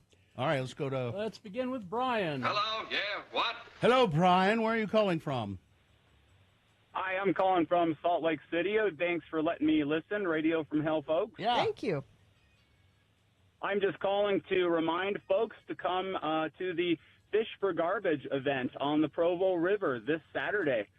We should be pulling out about 10,000 pounds of trash, and we really need everyone's help. So people can go to fishforgarbage.com to find out more. Fish for Garbage. That's great. I'm glad you guys are doing that. That's a really good thing. Thank you. Thanks. That's a beautiful, pretty great event. So. That's a beautiful river too. So it, Fish. What kind of bait do you use It for is. garbage? What kind of? Big nets. There's a really big flip-flop patch that goes off about 12 o'clock. A flip-flop patch. All right, thanks. Yep, lots of flip-flops. Thanks, Brian. All right, thank you. Should we go to that bottom one no, down there? Not yet. Okay. Let's go to, it's that Dawn again. Twice in one day, Hello, Dawn. yeah, what? Dawn. Hello. Hi. Yeah, I just wanted to call and say hi again. I just don't know why you guys are so mean to me. Oh, I'm your biggest fan and everything. We love you, Dawn. Okay. We're just teasing. It's because we're so Okay. close to you. We're just teasing. Because, you know, That's good. We only be nice No, to that's- strangers. I only cried for a few minutes, and then I was okay. Well, dry those little tears, Dawn, and go in the knowledge that you are loved. Okay, I love you guys. Okay. Thanks, Dawn. Hello, yeah, what? What? Did he go? I don't know. Oh. 877-602-9696. That's the thing with That's the thing with Hello, Yeah, What? You never know. My question for Hello, Yeah, What from a texter, why does Bill hate the 80s? What do you have against the 80s, Bill? The 80s killed my brother. Oh, well, that makes sense. All right, 877-602-9696 is the number to call for... Hello, yeah, what? All right, let's go to this line here. Hello, yeah, what? Who's this? Hey, yeah, I'm having a bake sale for me and my cats. We're raising funds for more cat litter. So come on by. I have little cat treats on sale for everybody. Okay. What you got a variety? Oh, heck yeah. I have some muffins with, that I have some special kitty treats baked right in, and then I have some cupcakes. Hang on. Artie. By special kitty treats baked right in, do you mean hair? Yeah. Did they use their little paws to help make the kitty treat? Exactly. Yes. Hey, I have some Howard Jones tickets that I'm giving away today on the show. Oh, They're yeah. coming to town with ABC and Haircut 100. Have We you heard about that show? we were talking about we've lost all of our current contacts for Howard, haven't we? I haven't looked actually. You haven't looked? No, I'm all look today. We should try to have Howard on the show. Because we haven't seen him in a Oh, my long gosh. time. This is going to be a lot of fun. This is going to be a great show. He's been in town a few times, and we keep passing him. So- We need to get a hold of him, see if we can get him on the show. I've seen ABC live in Vegas. That was kind of fun. It's always fun to hear them live. And did you take your cats? I sure did. Smuggled them in? Come on, dumb question. I had one of those Exactly. He's cat got backpacks. special pockets in his coat for cats. They love bingo. Artie, now Artie, you go to Vegas now and then. Is the Train Cat Show still there?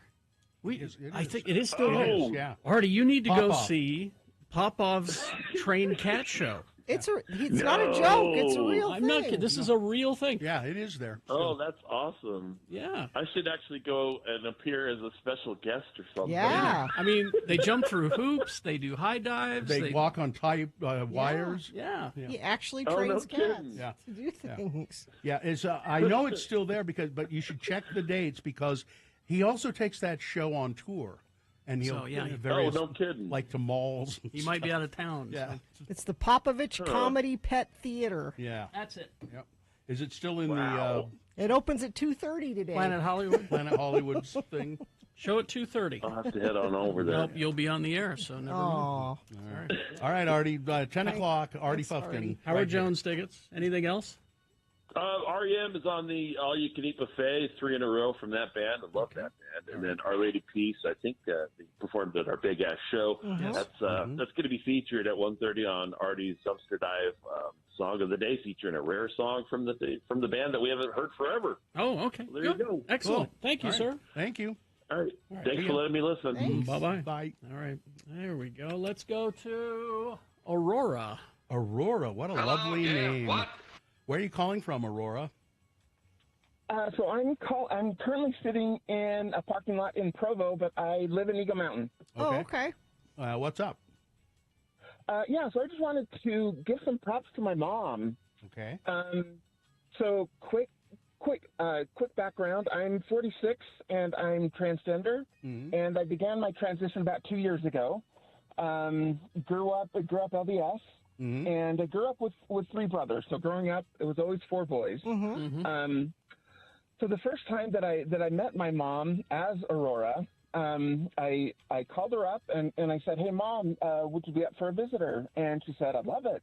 And I said, I'm in girl mode. And she said, come on over. Mm-hmm. And as I walked into her place, she was sitting in her wheelchair, and she just looked at me, and she's like, is that my daughter? Oh, good job, Mom. How sweet. Yeah, good she's job, the best. Mom. That's the way. That's what you want. Mm-hmm. That's what and, you want. You know, she's as Mormon as you can be, 83 years old, but she just accepted me from the jump. Excellent. You love your babies for who they are. That's what you're exactly. And you've got a great name, too. Yeah, that's a great name. Thank you. All right. Thanks for checking in with us. That was a nice hello, yeah, what? Thank you. Thank you. You guys are the best. Thanks. Bye-bye. We're going to continue. Hello, yeah, what? We'll continue. Hello, yeah, what? If you've a mind to, 877-602-9696 is the number to call to participate. Hello, yeah, what? We'll continue after these. Traffic, Gina, please. Yeah, I haven't had an update in a few minutes, but I'm sure they're still dealing with this oil spill, intersection of North Temple and Redwood Road. Those usually take a while to clean up, so I would avoid that area if you can. If you're seeing something on the road, you can share it with us. Please do, 33986. All right, thank you very much. Don't forget. Hello, yeah, what? 877-602-9696. We will continue after these. Stand by.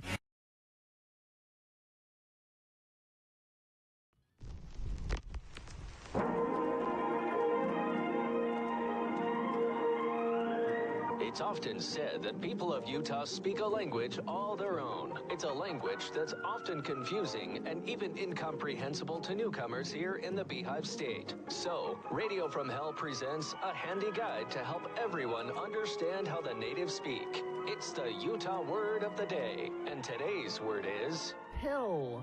P-I-L-L, pill.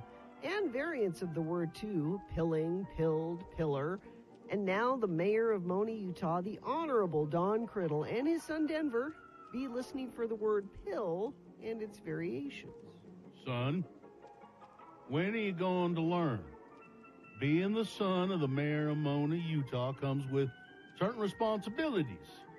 You cannot just be going off half-cocked all the time, Denver. The Criddle name is still strong and respected, no matter what shenanigans you and your hoodlum friends are doing.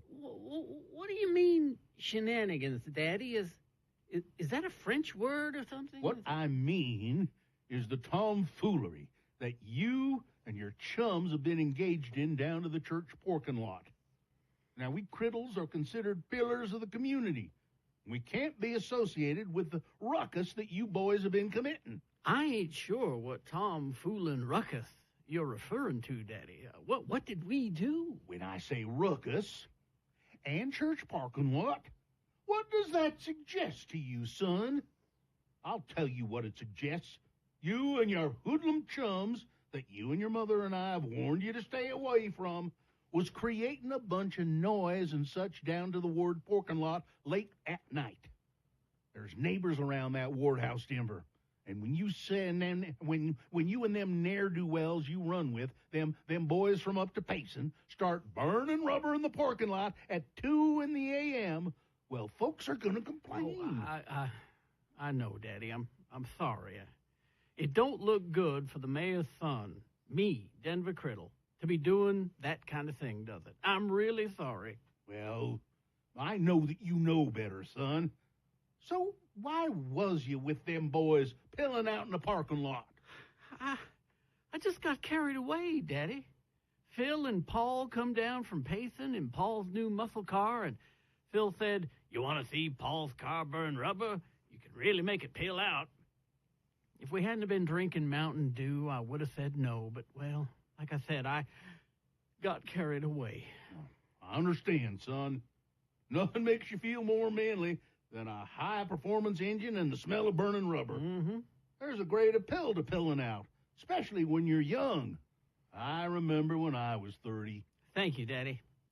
And what about Mom? Is she going to be mad? Well, maybe. But don't you worry, son. I'll just tell her to take a chill pill.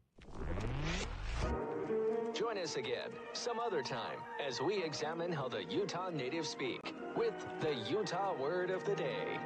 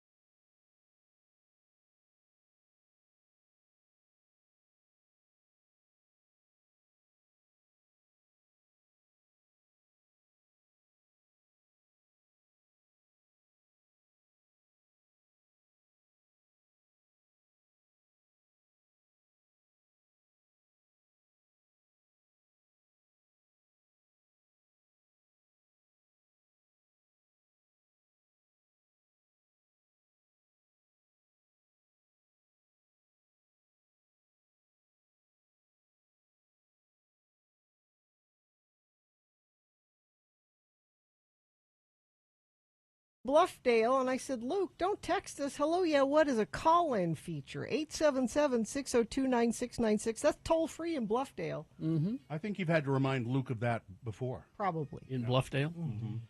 Let's see. Lots of texts, speaking of, though.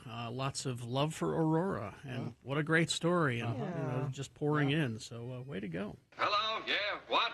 Okay, let's continue. 877-602-9696. Let's go to David and Maudie. David and Maudie? Hello, yeah, what? Hello. Hello. You must be David. Yes, and my daughter, her name is Maudie. Okay. Maudie. And how old is Maudie? 7. Oh, hi, Maudie. Maudie. Hello. Hi, Maudie. Is your name Maudie short for something, or is it just? Yeah. What is the full name? Mariana Heatherlyn Horrock. Wow. Whoa. That is an impressive name, Maudie. Great name. Excellent.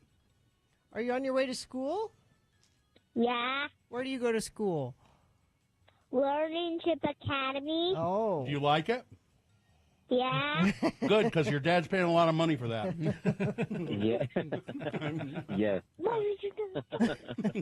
She wanted to call and tell Gina that she's her favorite. Oh, well, you're my favorite, Maudie. Thank you. I hope you have a great day today. Gina, you say that to all 7-year-olds. Hush up, Bill. Maudie's my favorite 7-year-old on the phone right now. All right. Maudie, have a good day at school. Okay. Okay. Goodbye. Thanks, Bye. Maudie. Hello, yeah, Bye. Bye. Bye-bye.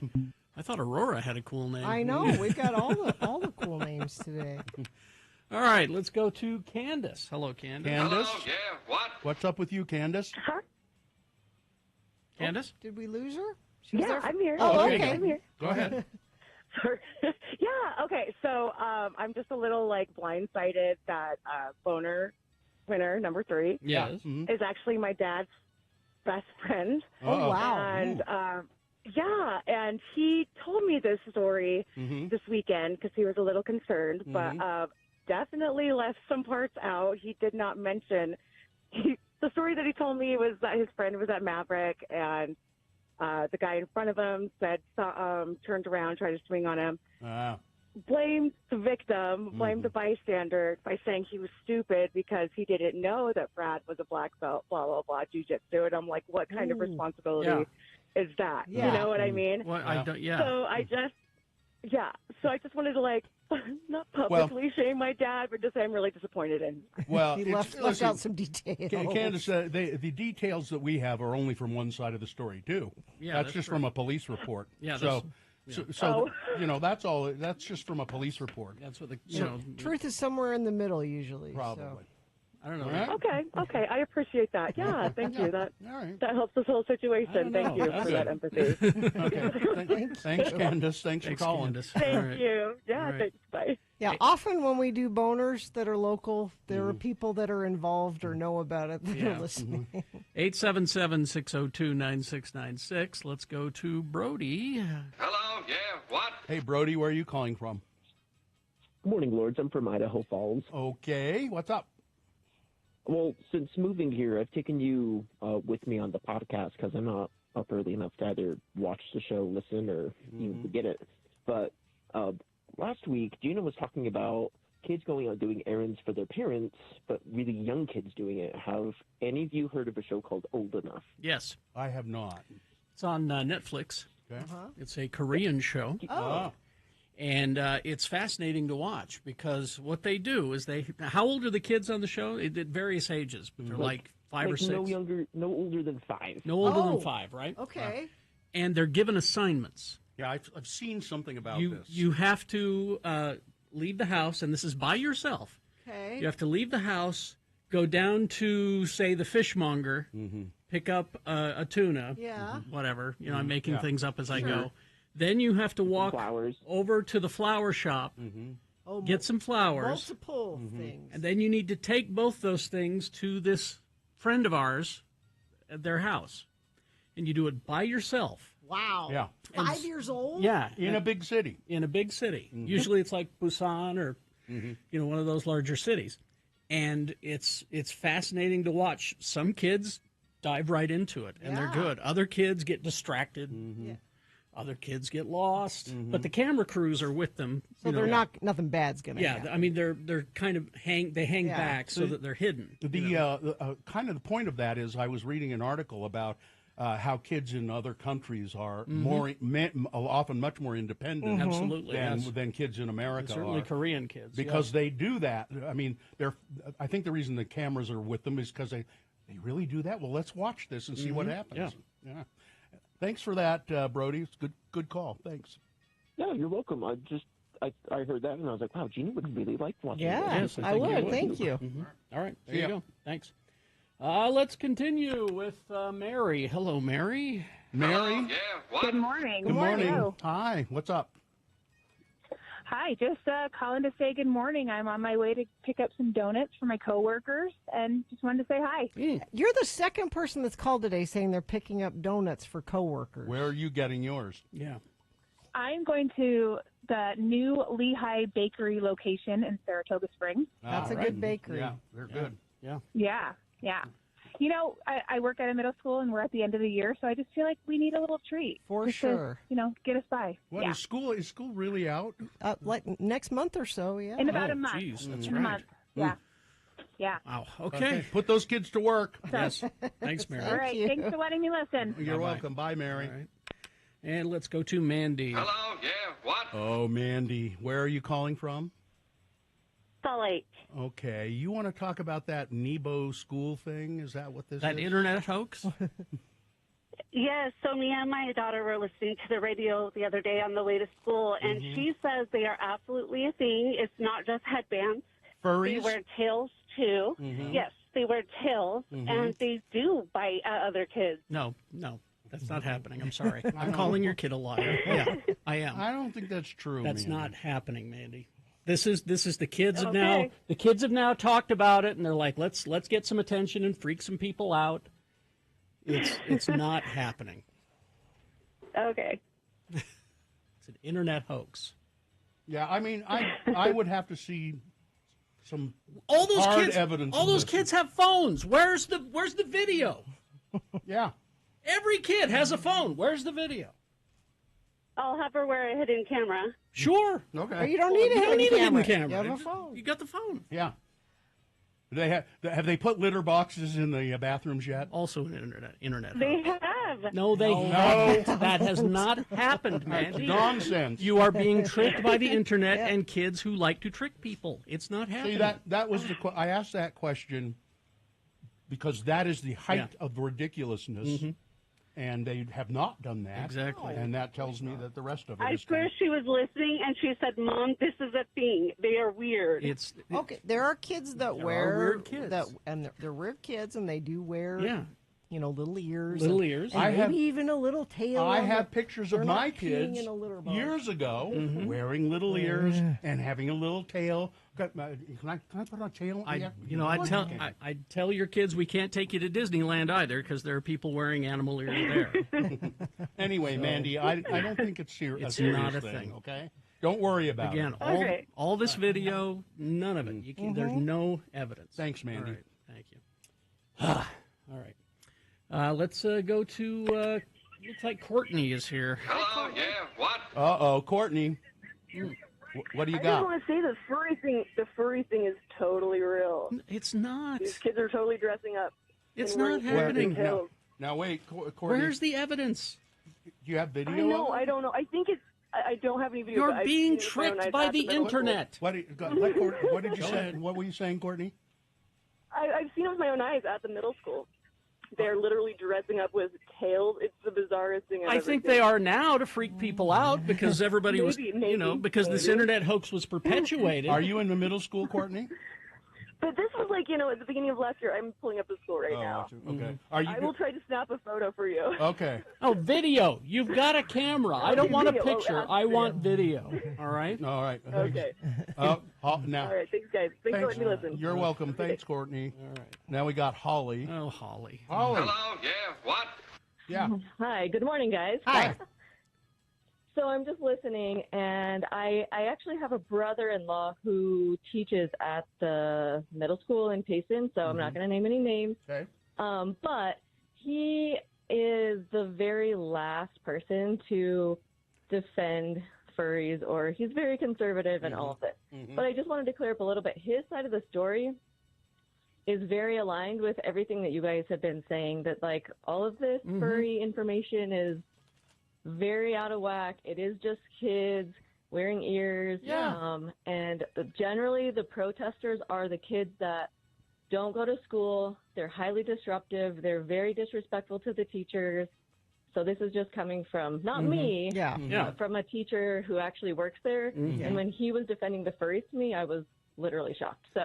So he's saying there are some kids. There are some kids. He's saying there are some kids who kind of have a little fun and wear some ears to school, and the disruptive kids are the ones who are making fun of them. They don't like them. And don't like them. Yes. Yeah. Yes, that correct. makes sense. You guys got the story. Yes. Okay. And that's coming straight from the teacher. So, yes, thank you. Thanks, Holly. All right. Yeah, thanks for letting me listen. Thank you. It turned into furry chat. Good Lord. I was trying to avoid that. But, yeah, I mean, here's a texter. It says, if a student was biting another student, that's assault. Yeah, that would be, the police would be called. And guess what? Kids bite kids. Kids bite. They do. My brother was a biter. There are no litter boxes in any bathroom. This is all blown up. At my house there is. But that's just where the cat goes. That's where the actual cat. Yeah, an actual cat. Hello, yeah, what? All right. Okay, let's traffic, please. Infinity member says accident 265 West, 123rd South, just pulled off to the side of the road. Thank you for letting us know that. Stalled vehicle eastbound SR 201 68th West. And haven't had an update on that oil spill, but I'll just mention it because you probably should avoid that area, intersection of North Temple and Redwood Road. And if you're seeing something, you can let us know via text at 33986. All right. Let's get some people lined up. No more furry talk. Beat Gina is what it's all about. 877-602-9696. That's the number to call to play Beat Gina. And what is our prize today? Our prize is tickets to see Glass Animals September 5th at Utah First Credit Union Amphitheater. All right, 877-602-9696 is the number to call. Line up for the Glass Animals tickets. Great band, by the way. 877-602-9696 to play Beat Gina after some messages and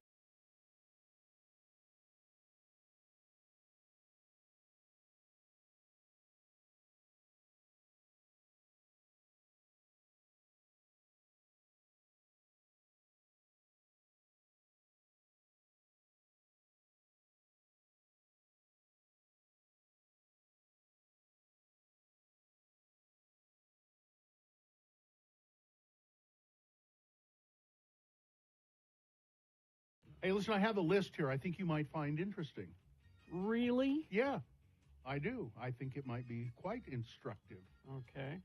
What's it about? It's the top 10 baby name trends for 2023. Well, it won't help me, but maybe it'll help someone. It's Radio from Hell with another list, because people love a good list. X96. So this organization tries to predict what the trends will be when people name babies.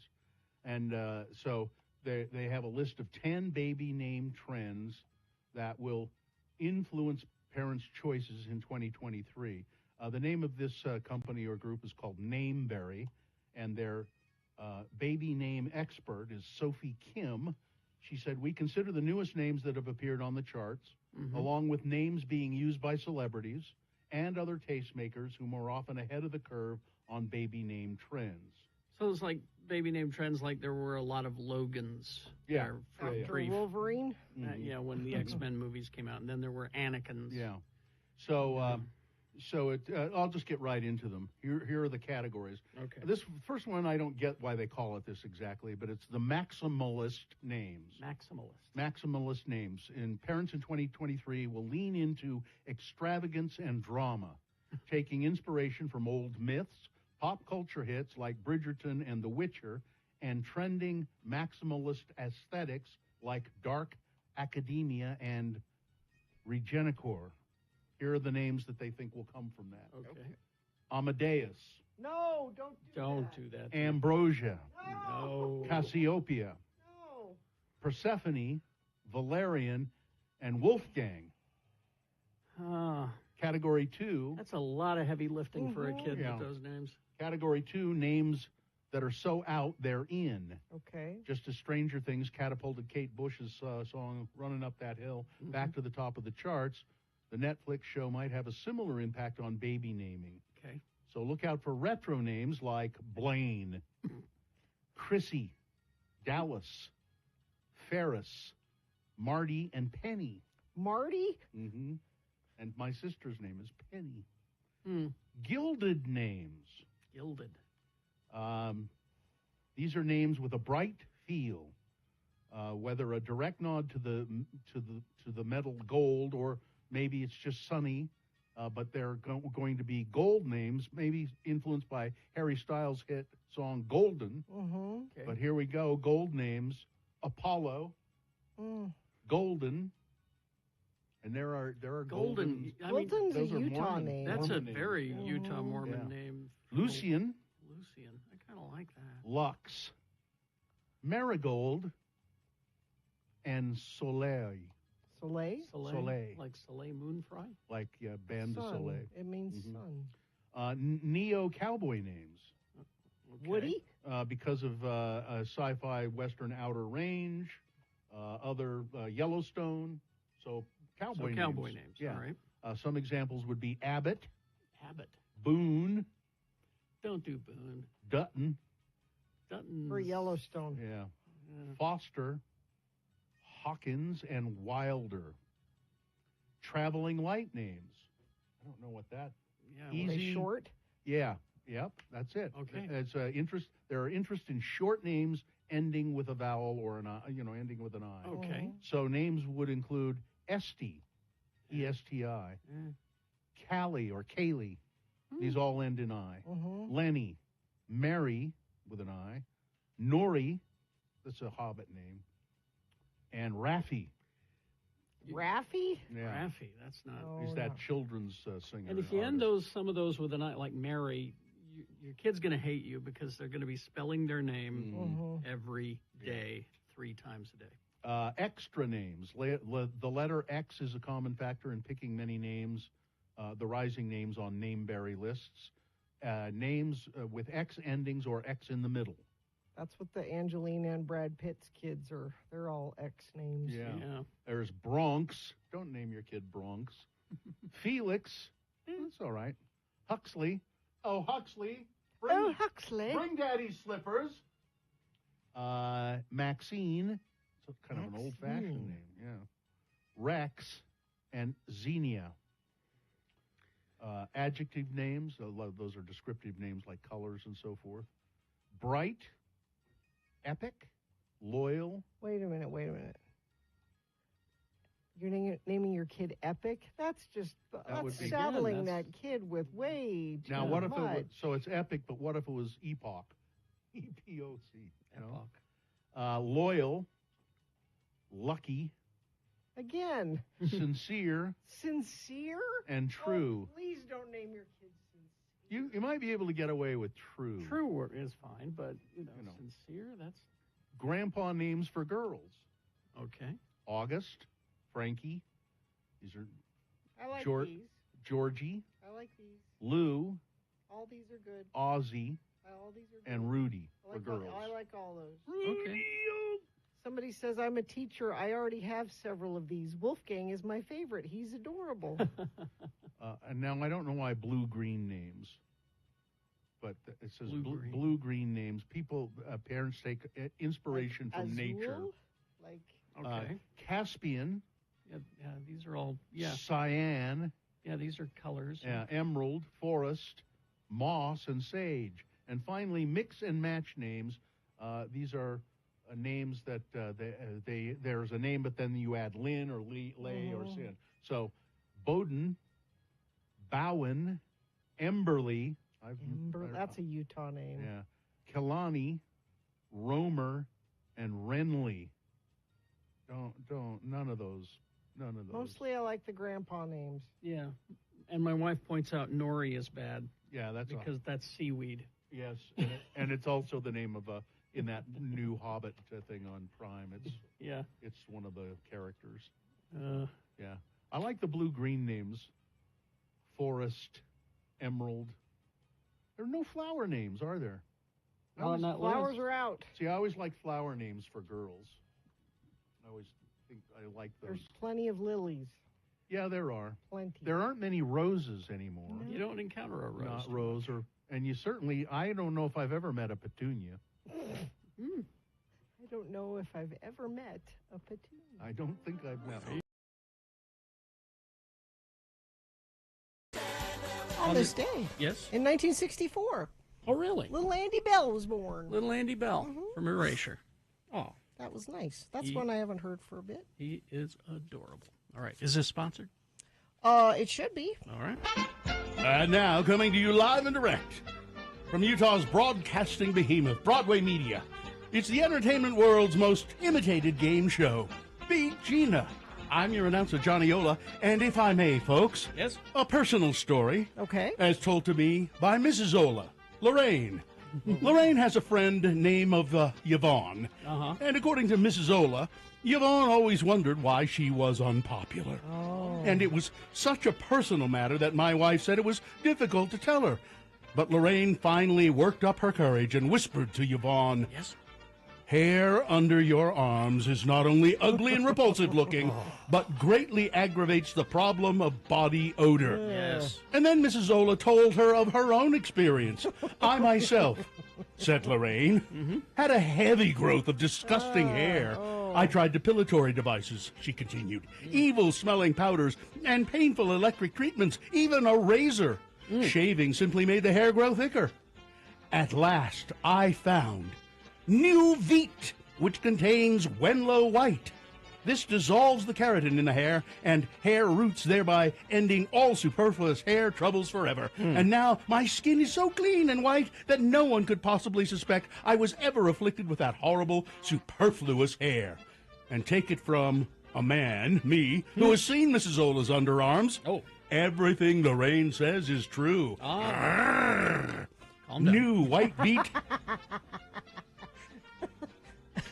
New White Veet is guaranteed 100% pure and delightfully perfumed. Send for a free sample today to the Day Health Laboratories Limited, Cunard Road, London. Doesn't sound safe. And now, speaking of 100% pure and delightfully perfumed, here is your Beat Gina host, Kerry Jackson. Oh, thank you, Johnny Ola. You're welcome. All right, let's go to Randomizer has picked a contestant. Bryant is who you'll be playing against. Bryant, are you there? I'm here. Can you hear me? Yes, we can. All right. What? Let's, Perfect. Let's toss a coin to see who goes first. It will give you an advantage in the game. Heads or tails? Let's go tails. All right. Heads. Terribly sorry. Oh, you're one step further away from winning these tickets to see Glass Animals September 5th at Utah First Credit Union Amphitheater. All right. It's looking like Gina might win today. So what are you prepared to do in her name if she beats you? Donation to the wonderful people and pets at the Humane Society. Thank you. There we go. Thank you very much. Okay. Let's see. We got some leftover Shakespeare questions here, so we can get rid of those. All right. Gina's first question. During Shakespeare's lifetime, what major disaster forced the closure of London theaters twice? What? Wait for the answers. All right. Our host prepares these answers very carefully. Is it 1, Benny Hill died? Was it 2, the Great Tea Shortage of 1614? Yeah. Was it 3, the London Fires? Or 4, plagues? It was the plague. Plagues. That's a point for you, Gina. Ooh, ooh, ooh. Now we go to Bryant. All right, Bryant. What is Shakespeare's longest play? At over 4,000 lines, the longest play. Is it 1, My Wife's a Hobby Horse? Is it 2, Hamlet? Is it 3, Macbeth? Or is it 4, Thou Damned and Luxurious Mountain Goat? Oh, let's go with Macbeth. Terribly sorry. Well, Gina, you got another point here. It's Hamlet. Hamlet. Yes, it is. It's going to be a quickie here. Yeah, Macbeth is a rather rapid. I mean, it's fast. It's short. All right, it's 2-0, and I believe Gina controls the question. In his will, Shakespeare left his wife what? Is it 1, Thomas Kidd's phone number? See, that's kind of an inside joke. It is. Very inside joke. 2, syphilis. 3, his second best bed. Or 4, his favorite quill pen. Sounds like a joke, but it is his second best bed. Wow. And there is no telling where the first best bed is. Wow. There it is. Gina just sweeps the You know what? floor. It's really not fair because I am You reading are a book right this minute about Shakespeare. So I'm sorry, Not Brian. fa- you know, Congratulations. It's so not fair, Brian. it is so not I'm fair. gonna go ahead and give you these Glass Animals tickets happily. All right. September 5th at I Utah appreciate First it. Credit Union. All right. Hang on the line, Brian, until we get those. Listen, I've got some unwanted hair to remove. Yeah, I'm coming, Lorraine. All right. Lorraine Ola. It's not Johnny's hair that has to be removed. Oh, okay. Big Boy News now, brought to you by... See unlimited shows in the Dome or IMAX Theater at Clark Planetarium, including cosmic light shows featuring music from some of your favorite bands. Annual memberships start at just $35. Visit clarkplanetarium.org for details. Several crew members were injured and 2 were hospitalized when a car and a truck collided during shooting of an Eddie Murphy film, The Pickup. From Amazon MGM Studios, the studio and a person close to the production said this week. A studio spokesperson said in a statement to the AP that the scene that led to Saturday's accident in Georgia had been rehearsed and all safety precautions were taken. Neither Murphy nor the film's other stars, including Keke Palmer and Pete Davidson, were on set at the time. The injuries ranged from bumps and bruises to broken bones. The person close to the production said 2 crew members were taken to hospital. 1 remained hospitalized on Tuesday. All were expected to make a full recovery. It's interesting. I was when I was looking at when I was preparing a Frank Christ, the actor that was dead was Vic Morrow. Yes. And I went and looked up. I'd remembered some of the circumstances of his death. They were filming Twilight Zone, the movie, and a helicopter was too close to the ground. It was hovering, and then it crashed into him and killed him and 2 kids. But there's a chart, I think it's on Wikipedia, of all the accidents, serious accidents in movie history. And it's amazing how many people have been seriously hurt on movie sets. But it's also kind of amazing of the dangerous things that they do, not that more people aren't hurt. Yeah. But it's kind of an interesting list to go through and look at if you're sitting around nothing else to do. Let's see. The commissioner, Cache County Fire Marshal Jason Wynn, said that fire up at the Oakdale Egg Farm. He said the fire it killed a lot of chickens. I'm sure it did. 120,000 or something like that. 120,000 chickens dead. 1 coop was a total loss, but they're saying they don't think it's going to really affect the price of. How is that eggs. possible? Wow. They have something like 1 million eggs a day or something. Yeah, well, that was just one of their coops. There, they have several of those. Lots of eggs come out of there. The Oakdale egg farms. The Supreme Court is meeting right now, considering whether former President Trump must face trial on charges that he tried to subvert the 2020 election and whether a president has immunity, total immunity. And they're arguing the case. You can listen to it live. I've been trying to kind of follow it live online because there are reporters from the New York Times in the courtroom, and they're tweeting out what's going on. The justices, both liberal and conservative, are asking questions to probe whether there's a distinction between private actions by a president and official acts, and how, if there is, how to draw the line. They extended questioning on that point, suggests that the justices are trying to parse exactly what Trump is arguing. There was an interesting comment, let's see if I can find it quickly, from Sotomayor. She honed in for a moment on the charges that Trump is facing. She said, Justice Sotomayor said, I'm having a hard time believing that creating false documents, among other things, could be construed as a protected official act. Yeah. I recall that Trump has been charged in the election interference case with conspiring to create a fake set of electors, claiming that he won several states, which in fact he did not win. He lost. She zeroed in on that hypothetical that was also a memorable part of the appeals court arguments. Presidential orders to the military are official acts. Can presidents order the military to assassinate someone, even if the evidence shows it was for a corrupt purpose, personal gain rather than protecting the country, a la Obama? She said, how can it be that would serve humanity and deserve immunity?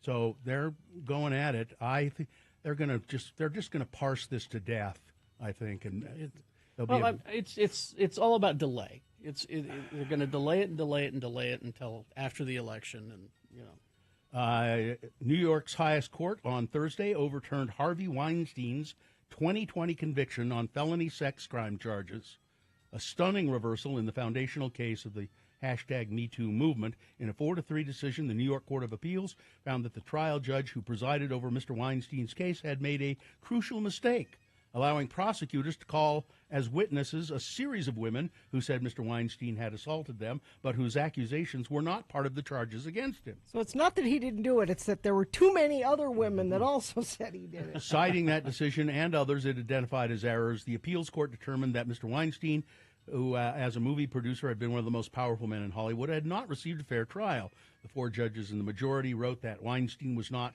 tried solely on the crimes he was charged with, but instead for much of his past behavior. Now, he's not out of jail, and he's not going to be out of jail because he was also convicted of other things. Let's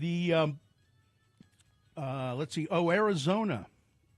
I meant to do this right after the Supreme Court story. An Arizona grand jury has indicted Donald Trump's former chief of staff, Mark Meadows, lawyer Rudy Giuliani, and 16 other people for their efforts to use so-called fake electors to try to overturn Trump's loss to Joe Biden in the 2020 presidential election. And Donald Trump was part of this. He is listed as a unindicted co-conspirator. That's right, yeah.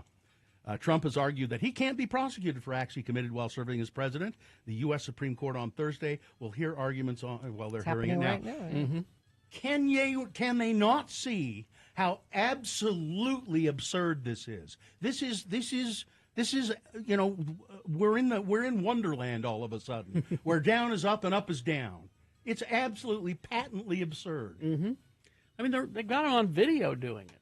It's Now, one of the people that was indicted, the person in charge of election integrity for the GOP, was just indicted in Arizona for a lack of election integrity. She's one of the people that was listed. So how can anybody argue that he can't? Trump argues he can't be prosecuted for acts he committed while serving as president, even trying to overthrow a fair election. That makes no damn sense. I would just, if I were in the Supreme Court, I'd just be saying, your argument makes no sense. I just look at it and go, what are we doing here? I mean, really? How?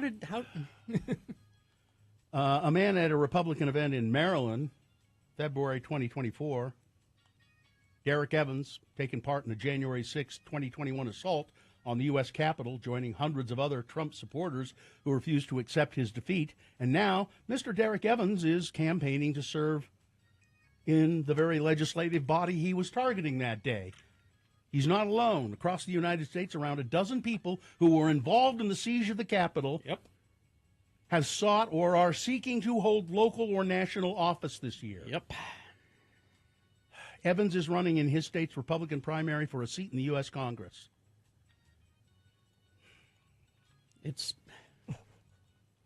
He's a real estate investor who describes himself as a political prisoner. We are living in the what does they call it in the upside down? We're in the upside down. Remember all those years ago when we were trying to tell you Trump is bad, and we were told, oh, you're overreacting.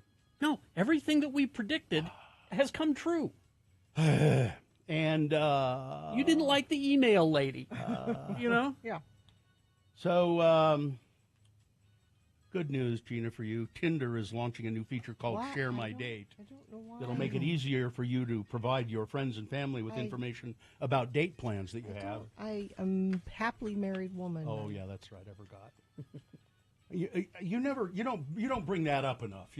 I don't. No, I've been accused of not shutting up about it. You should talk about your husband more often. You really need to. About how you never fight and things like that. You really need to. He's so cute. You shouldn't hide that information. I shouldn't. No. Yeah. We have to drag it out of you all the time. Exactly. Don't be embarrassed. Yeah. He was at the farm last night. Okay. And? We weren't together, and it was thunder and lightning, and I was scared. Did you call him? No. Honey, talk to me on the phone. There's thunder outside. Remember in the old days when you had landlines? Yeah. And you were not, my mother always told me you were not to talk on Get the off phone, the phone. when if there's thunder and lightning, because the light, and I suppose it has happened in some rare cases. Lightning goes down the phone line. He just texted me. Good morning, my love. How about this day? Oh. How about this day? We do that every day. How about this day? Like, what's going on? What do we got? What do we got on tap? Tea and crumpets later on, isn't it? All right. Do we have time still? 'Cause I'm tired. Yeah. One more story. Because we have sports weather traffic coming up as well. So one more story. All right, here we go. I like this story. A Japanese boy spent 3 weeks piecing back together a 10,000 yen bill, a note, a piece of money, paper money, like a jigsaw puzzle after it had been accidentally put through a paper shredder. Oh, no. Japanese Twitter user Tomo recently completed one of the hardest puzzles he's ever done, putting back together a 10,000 yen bill, that's $65 American, that had been shredded into thousands of pieces. Apparently his father accidentally shredded an old envelope at work, forgetting that he had put the 10,000 yen bill inside the envelope months before. Oh, okay. Realizing his mistake, the man decided to use his mistake as a challenge project for his son. He took home the entire shredder wastebasket and told his son, if you can piece together that shredded bill and I'll exchange it for a new one. Wow. Yeah, but he did it. All right. He did it. I wondered why, because I saw that story and I was trying to figure out the motivation. I saw the headline. I didn't click on it. $65. Sports weather traffic. Well, a sold-out crowd and then some showed up at the event at the Delta Center yesterday for our NHL team. Fans were sitting all the way up in the nosebleeds, and they actually were gathering outside the Delta Center because it was filled to capacity. People are very excited about hockey in Utah. Our good friend, the Reverend Brad Wheeler, has a name for the hockey team. Oh? The Essential Oilers. Ooh. The Essential. I like Ivy's suggestion. The Sister Wives. I like that too. Let's see. In the NBA last night, Oklahoma City Thunder over the New Orleans Pelicans. Oklahoma leads that series 2-0. Heat and the Celtics. Heat won 111-101 over the Celtics. That series is tied at 1 apiece. Today we have the Cavaliers and the Magic. Cleveland leads that series 2-0. Knicks and the 76ers. That's at 5:30. Knicks lead that 2-0. And the Nuggets and the Lakers. Denver leads that series 2-0. Weather. So we did have showers overnight last night. It's kind of just partly cloudy right now. They're coming back, though. Another storm system coming through later today into tonight with a 70% chance of thunderstorms tomorrow. And much, much cooler. 57 is all the higher we'll get on Friday. Today we'll have 68. And let's see, traffic. Thank you, a friend of the program that let me know that issue with the oil spill at North Temple and Redwood Road still is an issue. So avoid that area. Multiple directions of travel are blocked through there. Stalled vehicle eastbound SR 201 at 68th West. And other than that, I've got nothing, and you haven't sent anything in via text, but please do if you see something. 33986. The Stateroom presents, bringing you music memories. Don't miss Tennille Towns with Emily Hicks, Wednesday, May 1st at the Stateroom. Tickets are available at thestateroompresents.com. All right, so we're going to take a break. We'll be back, and in our next segment, you're going to want to watch. So go to our YouTube channel or go to x96.com/live. All right, that's all I'm saying. Okay. Just a little tease there for you.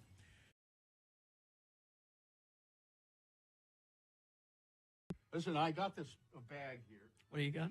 Have you noticed this sitting in the corner over You here? about this? This bag? This bag has been sitting in the corner of our studio right there for months. What, just on the floor? Yeah, on the floor. I have not noticed. Months. If it is a snake, it would have bit me. Now, I know what's in it. And I know why it's in our studio. This is a nice bag. That looks like an insulated bag. It's a Land's End brand. I don't know if it's insulated or not. I have not ever opened it, but I know what's in it. So this bag, let me see if it's insulated. Yeah, kind of. No, you know what it's for? It's for beach clothes. It's a beach bag, and it's lined, so you could put wet stuff in it if you needed to. Yeah. When you're done at the beach or the pool or whatever. Here, you want to see what's in it? I've not looked, but I know what's in it. Here. Well, who brought this? First of all, I'll tell you in a second. How did this appear? It's a bag full of old leaves. Why is there a bag of leaves? What is it? In this studio? Because Dawson brought this, our intern. Okay. Who's not here anymore. Although he's coming, he's going to work for us here in the next few days. Yeah, he's going to be some filling in here. As I recall, we were going to put this little pile of leaves in the corner because Gina was saying one day, I can sleep anywhere. Just give me a little pile of leaves in the corner, and I'll lay down a pile of leaves. And so, did he tell you he was bringing that in? Yes, and he brought it in, and I don't think I even looked at the leaves. I could tell there were leaves in it, and I put it in the corner, and I thought, oh, that might be a funny. And then the more I thought about it, it just wasn't. It'd be a mess. It was not. It was be a mess, and it wouldn't be funny. Well, we need to give Dawson. That's a nice bag. I know. Yeah, he should. That bag back. I know. And I don't know why he didn't come and take it back at some point. Yes, I do, because Dawson is Dawson. Because he thought someday Bill's going to want to do this. No, I don't think so. I think he just Dawson's a goofball. You know, he just kind of. I mean that in the kindest, nicest way. He's a goofball. I love the guy. You think he forgot about it? I think he just kind of forgot about it. And his wife didn't nag him about, where's that beach bag? His wife is going to want that. That's a nice bag. Yeah, it is. It's pretty nice. It has the appearance of not being used. But I remember he told me he was going to do it. He said, I got all these leaves at my house. Why don't I bring in a bunch of leaves that I've raked up, and then it'll be funny. And I thought, yeah, that'll be funny. But then when he brought them in, I thought, nah, that's not funny. Dawson texting in, I forgot about it. Oh, did you? Yeah. Hi, Dawson. I bet you want your bag back, Dawson. You want your bag back? We'll give it back to you when you come in next. And you know when I say you're a goofball, I mean that in the kindest, loving way. I love you, man. But he is goofy. He's kind of spacey sometimes. I mean, I probably could sleep on a pile of leaves. I don't recall why. Exactly the conversation, but it was something like, I can sleep anywhere. I think that's what it was. You were saying I could sleep anywhere. I could sleep on a pile of leaves somewhere. And I wish I had that skill. No? Curse, whatever it is you want to call it. You've been quite tired this week. I'm looking forward to doing nothing this weekend. I mean, absolutely nothing. You know, I've been having this horrible sleep problem. I get up at 3 normally on the work week. That's when the alarm goes off. I've been waking up at 2.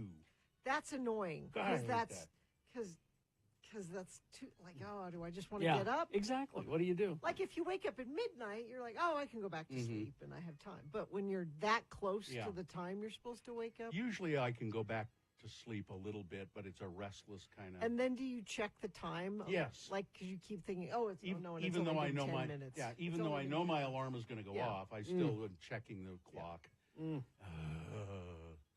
Hate that. It's been a bad sleep week for me too, and I don't know if it's daylight saving. I don't know if it's daylight saving related or not. Daylight saving time never used to bother me in the slightest. I just didn't care, Even with the time we get up in the morning. Yeah, it never bothered me. But the last couple of years, it's kind of like. All right, but Dawson, you have to take the leaves with you too. Take the whole thing. You can.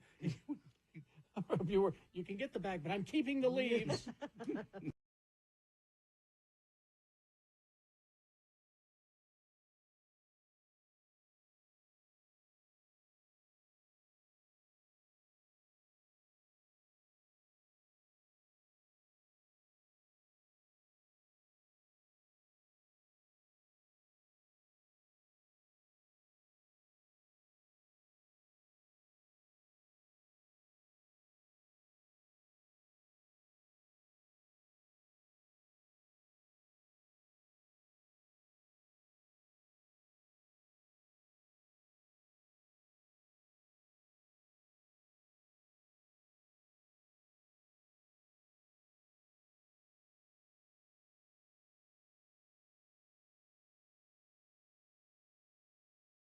K98.6. 8:46 right now. How long ago was it, Carrie, that you and I... I knew you were going to ask. Because I forgot to check. Yeah.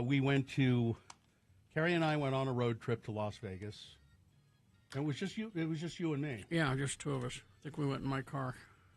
And had adventures and recorded them for radio. It was KJQ. Must have been KJQ. Yeah. And it was probably... late 80s. Was it before the it modern must music? Have been because I wasn't around. So. Okay. I think so. I think it was, we were still doing top 40 stuff. Mariah Carey crap, that kind of stuff. So we went to various places, and one of the places we went was, we just picked places that we thought would be kind of dumb. Yeah. This ought to be funny. The Liberace Museum. Liberace, for those of you who may not know or don't remember, I gave Katie a picture at the last minute of Liberace. I don't know, did you have time to get that? Yeah, there he is. There's Lee. X96.com/live is what Bill's talking. He looks almost like a corpse. That might be a wax figure of him. I'm not sure. And he's always had a candelabra on his piano. He would enter the stage in a Rolls Royce with a candelabra on the Rolls Royce. And then he would go to the piano and put a candelabra there. And he was he was really a talented pianist and a great entertainer, really. No, he was huge. He was very funny. Huge at the time. People loved him. So we decided we would go to the Liberace Museum. And I think I have a picture. This will bring it back to you, Carrie. There's the outside. That's what it looked like. Yeah. Now, it's no longer there, I don't think. But that's not fancy, and they should have had a much fancier outside of the building for that. Yeah. The original contents of the Liberace Museum continues to be owned and managed by the Liberace Foundation. Okay. And they take parts of it and exhibit it around the world. The Liberace Museum collection is stored primarily in 2 locations in Las Vegas now. Liberace Garage, which is a 10,000 square foot facility located on Dean Martin Drive near the Strip, and also at Thriller Villa, the former home of Michael Jackson, near downtown Las Vegas. Exhibits are prepared and shipped from there to various locations in Las Vegas and all over the world. Tours are by invitation only and arranged in advance only. So you can't just drop in anymore. Yeah. Wow. But it's still open. Yeah, well, I mean, in a it's still sense, sort of. Yeah. And the Liberace Foundation, I believe he endowed, I think probably Las Vegas or Nevada colleges and stuff with music scholarships and things like that. And so Carrie and I went to the museum. It was run by Dora Liberace, who is the wife of Liberace's brother George. I said, my brother George, he's a wonderful man. And here's a picture of one of us. I don't know which one they put up first. Now, this is from an old photograph taken by, just like a camera. There we go. That's me and Dora Liberace standing in front of Liberace's one of his many cars. This is the one that's covered with the mirrors, like a disco ball. Yeah. But it's covered. The car is covered. Yeah, and it's a Rolls. It's convertible. It's a Rolls Royce. I mean, that's an expensive car. And I think that pink thing there. That's also a Rolls Royce. That's also a Rolls. Yeah. You need more than one Rolls. Yeah, if you're Liberace, yes, you do. Yeah. Because Scotty liked to go drive in one of them, and I drive in the other one. If you've never seen who did it? HBO. I can't remember who. I think it was HBO. Liberace Story or whatever it was called. Behind the Candelabra or something. Yeah, like I think that's what it was. I think it was. Yeah, Michael Douglas. And I was wondering how he would be, and he was fabulous as Liberace. He did a great job.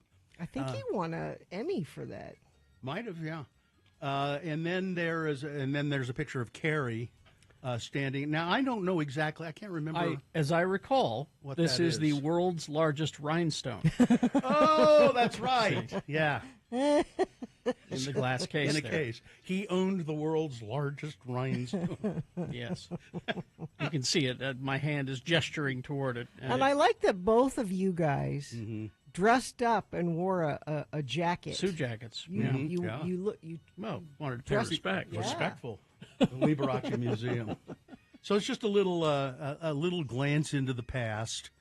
I'm trying to remember what else we did on that trip, and I'm not. When did you go see the nail guy? That was later. I know what we did on I that never trip. met the nail guy. What did we do? I have a picture of me somewhere dancing with the Playmate. Yeah. Weigel. Last name was Weigel. Mm-hmm. Yeah. We went to see Babes Ahoy. We went and saw Babes Babes Ahoy. Ahoy. But we went to a little thing afterward, and I danced with her. There's a picture. I have a picture of me with one of the showgirls from Babes Ahoy. So Babes Ahoy. Yeah. So again, if you look it up, you can probably find it. We picked a show that was really off the main, showbiz thing. We wanted something really, really, silly or tacky. And it was very tacky, and it was like a vaudeville show. Yeah. With stupid sketches. Here comes the judge, and that kind of stuff. Terry Weigel. Yeah. I got to find that picture. She was very nice. She was adorable. Lovely. Yeah, she liked me actually. And there was, she was good at pretending. Good at pretending. Yeah, she was good. Yeah, it's her job. She had me convinced. I think I might have that picture now that you. And her brother is in one of my favorite movies called Free Enterprise. And they look an awful lot alike. Is that kind of weird? Is his name Weigel? His last name is Weigel. Yes. And there's a picture of me in that same place with a showgirl who's like 7 feet tall. Oh yeah, standing next to her. Isn't that? Yeah. For some reason yesterday, and I'm putting this on Twitter right now, our friend the Des Moines Ghost made some pinup pictures of me, and one of them I'm posting. It looks like I'm in Babes Ahoy. Really? Yeah. Oh, you sure you want to post that? Yeah. You'll see. It's very Photoshop. Yeah. All right. Well, go ahead. And I'm doing it right now. But no, it was a vaudeville type show, Babes Ahoy. Yeah. And it was not Jackie Mason. It was the guy who's the voice of Frosty the Snowman. Jackie Vernon. That's right. He was very funny, and he was doing jokes, in that deadpan way. Yeah. And he did a slideshow that didn't exist. He had a little clicker. This is a picture of my uncle, Sick Sakowitz. Yeah. He's eating a piece of cherry pie at the automats. He was killed. The little glass door snapped shut on his neck. Wow. Which I always thought was a great line. There's the, go to my camera there, would you? I sent it to Katie, too. Maybe she can put it up. Isn't that weird? It He takes just a sent minute me for that him. yesterday. It takes a minute for him to get it processed. Is that what Babes Ahoy was like? It was kind of like that, yeah. Except I think they were topless, right? Oh, yeah. There was some, yeah. I'm not topless. Babes Ahoy. Babes Ahoy. Yeah, it was. I mean, we saw the title of the show, and we went, there we go. Got to go to that. That's the one right there. That's hilarious. And then, I don't know, what else did we do? Let's see, what else? I've forgotten all about Babes Ahoy. And we interviewed the showgirls and Terry Weigel, and and then it was on little cassette tapes, and then we would take them back. I'll have to find those photos. I've got them somewhere. The good times. That's back when we did stuff. Yeah. I think we were FM by then. Were we FM? I think we were AM and FM. Yeah. We were simulcast. That's right. And I think we got as far, so the studio was in Ogden. We got as far north as Brigham City, maybe, and as far south as Farmington. Yeah. Covering the entire area. Oh, boy. So there you go. Babes Ahoy and Dora Liberace. My brother George, fun man. Industrial kitty litter to soak up oils being swept up at the intersection of Redwood Road and North Temple. All traffic is stopped in the area, all directions. Just avoid that area. These oil spills always take a long time to clean up. I-80 westbound is 2 miles of nearly stopped traffic in Parley's Canyon. This is between Lambs Canyon and East Canyon. This is another oil spill, diesel fuel spill, still being cleaned up. 2 left lanes are expected to reopen in about a half an hour. Friend of the program says 3-car accident just before exit 118, which is Redwood Road, I-80 eastbound. Traffic issue Provo northbound University Avenue from Center Street to Cougar Boulevard. Lots of friends of the program sending in traffic. Thank you so much for doing that. 33986. Outlaws of Thunder Junction, the newest set from Magic the Gathering, has arrived at Haster Games, 6831 South State, and online at hastergames.com. All right. I just looked up Jackie Vernon. There's another line from him that I remember. He says, my uncle, Six Sackowitz, he gave me some advice. He said, never forget this. A wet bird never flies at night. And, I never forgot that. What? It was just deadpan kind of. It was his delivery that made it funny because he was just so. Oh, okay. I mean, think of the Frosty the Snowman boys. Okay. That delivery. He was just very deadpan. Got it. Anyway. Very original and very funny. Yeah. All right, we will take a break. We'll be back after some messages and a song with the Boner Recap game. Time to play the Boner Recap. Easy to play, easy to win. If you heard the Boner this morning, you know the answer to the question, who won the Boner? Because that's what we're going to ask you. If you didn't hear and you want to win the prize, cheat. Go to x96.com, click on the box that says Boner of the Day, Boner Voting, April 25, 2024, and it's right there. It says winner right next to it. What is the prize?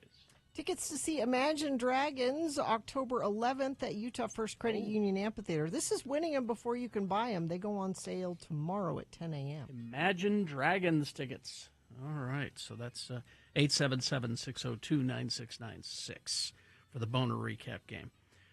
Hotshot Sprinkler Repair and Landscape Ahoy! Go to sprinklerwork.com, sprinklerwork.com. And that is the website for Hotshot Sprinkler Repair and Landscape.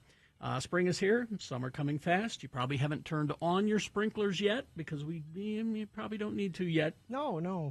But you're going to soon, and you're not sure whether they're ready to turn on or not. There might be a missing sprinkler head. There might be a broken pipe. There might be something wrong with the system, the electronics or something. You need to get a hold of Parker and get it all set up and ready to go. And I say do it now. Don't wait, because there are so many people along the Wasatch Front with lawns and sprinkler systems. All the sprinkler guys are going to be busy, and you're not going to be able to get seen. So that's why you need to make an appointment now. Sprinklerwork.com. Get a hold of Parker, and he'll get things going for you. And he'll while he's there, you could talk to him about low-maintenance changes that you can do to your yard to make it more functional for your lifestyle or conserving water and money, all of that stuff. So get a hold of Parker, Hotshot Sprinkler Repair and Landscape. It's 385-350-7794. You probably won't remember that number, but you will remember his website, sprinklerwork.com.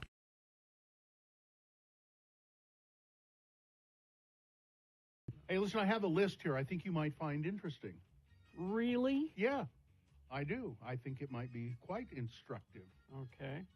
What's it about? It's the top 10 baby name trends for 2023. Well, it won't help me, but maybe it'll help someone. It's Radio from Hell with another list, because people love a good list. X96. So this organization tries to predict what the trends will be when people name babies. And so they have a list of 10 baby name trends that will influence parents' choices in 2023. The name of this company or group is called Nameberry, and their baby name expert is Sophie Kim. She said, we consider the newest names that have appeared on the charts, along with names being used by celebrities and other tastemakers who are often ahead of the curve on baby name trends. So it's like baby name trends, like there were a lot of Logans. Yeah. After Wolverine? Yeah, when the X-Men movies came out, and then there were Anakins. Yeah. So I'll just get right into them. Here are the categories. Okay. This first one, I don't get why they call it this exactly, but it's the maximalist names. Maximalist names. And parents in 2023 will lean into extravagance and drama, taking inspiration from old myths, pop culture hits like Bridgerton and The Witcher, and trending maximalist aesthetics like dark academia and Regenicor. Here are the names that they think will come from that. Okay. Amadeus. No, don't do that. Ambrosia. No. Cassiopeia. No. Persephone, Valerian, and Wolfgang. Category 2. That's a lot of heavy lifting for a kid Yeah. with those names. Category 2, names that are so out they're in. Okay. Just as Stranger Things catapulted Kate Bush's song Running Up That Hill back to the top of the charts, the Netflix show might have a similar impact on baby naming. Okay. So look out for retro names like Blaine, Chrissy, Dallas, Ferris, Marty, and Penny. Marty? Mm-hmm. And my sister's name is Penny. Hmm. Gilded names. Gilded. These are names with a bright feel, whether a direct nod to the metal gold, or maybe it's just sunny, but they're going to be gold names, maybe influenced by Harry Styles' hit song Golden. Mm-hmm. Okay. But here we go, gold names: Apollo, Golden, and there are Golden. Goldens. I mean, Golden's a those are Utah Mormon- name. that's Mormon a names. very Utah Mormon name. Lucian, Lucian. I kind of like that. Lux, Marigold, and Soleil. Soleil? Soleil. Like Soleil Moon Fry? Like Band de Sun. Soleil. It means sun. Neo cowboy names. Okay. Woody? Because of sci-fi western Outer Range, other Yellowstone. So cowboy names. Yeah. All right. Some examples would be Abbott, Abbott. Boone, Don't do Boone. Dutton, Dutton. For Yellowstone. yeah, Foster, Hawkins, and Wilder. Traveling light names. I don't know what that. Yeah. Are they Easy. short? Yeah. Yep. That's it. Okay. It's interest. There are interest in short names ending with a vowel or an I. Ending with an I. Okay. So names would include Esti, E-S-T-I, Callie or Kaylee. These all end in I. Lenny, Mary with an I, Nori, that's a Hobbit name, and Raffi. Raffi? Yeah. Raffi. That's not. Oh, He's that children's singer. And if you end some of those with an I, like Mary, your kid's going to hate you because they're going to be spelling their name every day, 3 times a day. Extra names. The letter X is a common factor in picking many names, the rising names on nameberry lists. Names with X endings or X in the middle. That's what the Angelina and Brad Pitt's kids are. They're all X names. Yeah. There's Bronx. Don't name your kid Bronx. Felix. That's all right. Huxley. Oh, Huxley. Huxley. Bring Daddy's slippers. Maxine. It's kind of an old-fashioned name. Yeah. Rex and Xenia. Adjective names. A lot of those are descriptive names like colors and so forth. Bright. Epic, loyal. Wait a minute. You're naming your kid Epic? That's just saddling that kid with way too Now, what much. if it was, so it's Epic, but what if it was Epoch? E-P-O-C. Epoch. Loyal, lucky. Again. Sincere. Sincere? And true. Oh, please don't name your kid Sincere. You might be able to get away with true. True is fine, but, sincere, that's... Grandpa names for girls. Okay. August, Frankie. These are... I like these. Georgie. I like these. Lou. All these are good. Ozzy. All these are good. And Rudy I for girls. I like all those. Okay. Somebody says, I'm a teacher. I already have several of these. Wolfgang is my favorite. He's adorable. And now I don't know why blue-green names, but it says blue-green names. People, parents take inspiration like from Azul? nature. Like Okay. Caspian. Yeah, these are all, Cyan. Yeah, these are colors. Yeah, emerald, forest, moss, and sage. And finally, mix and match names.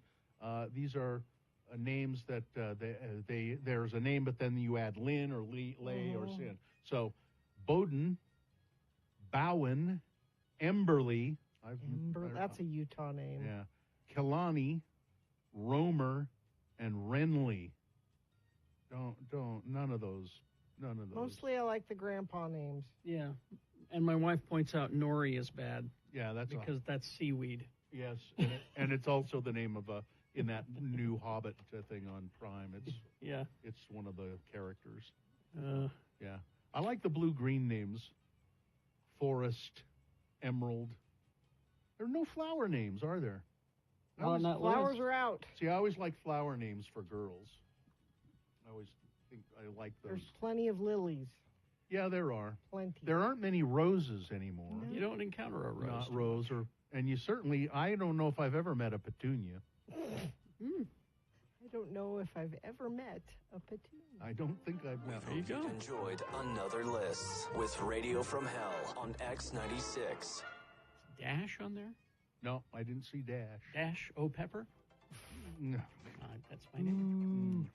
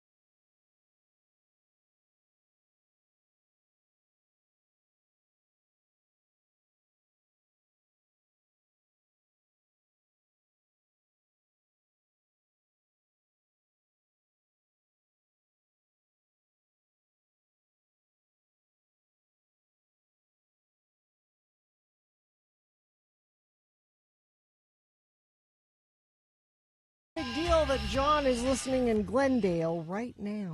I think it's a big deal. Glendale is a wonderful place. Yeah. Glendale.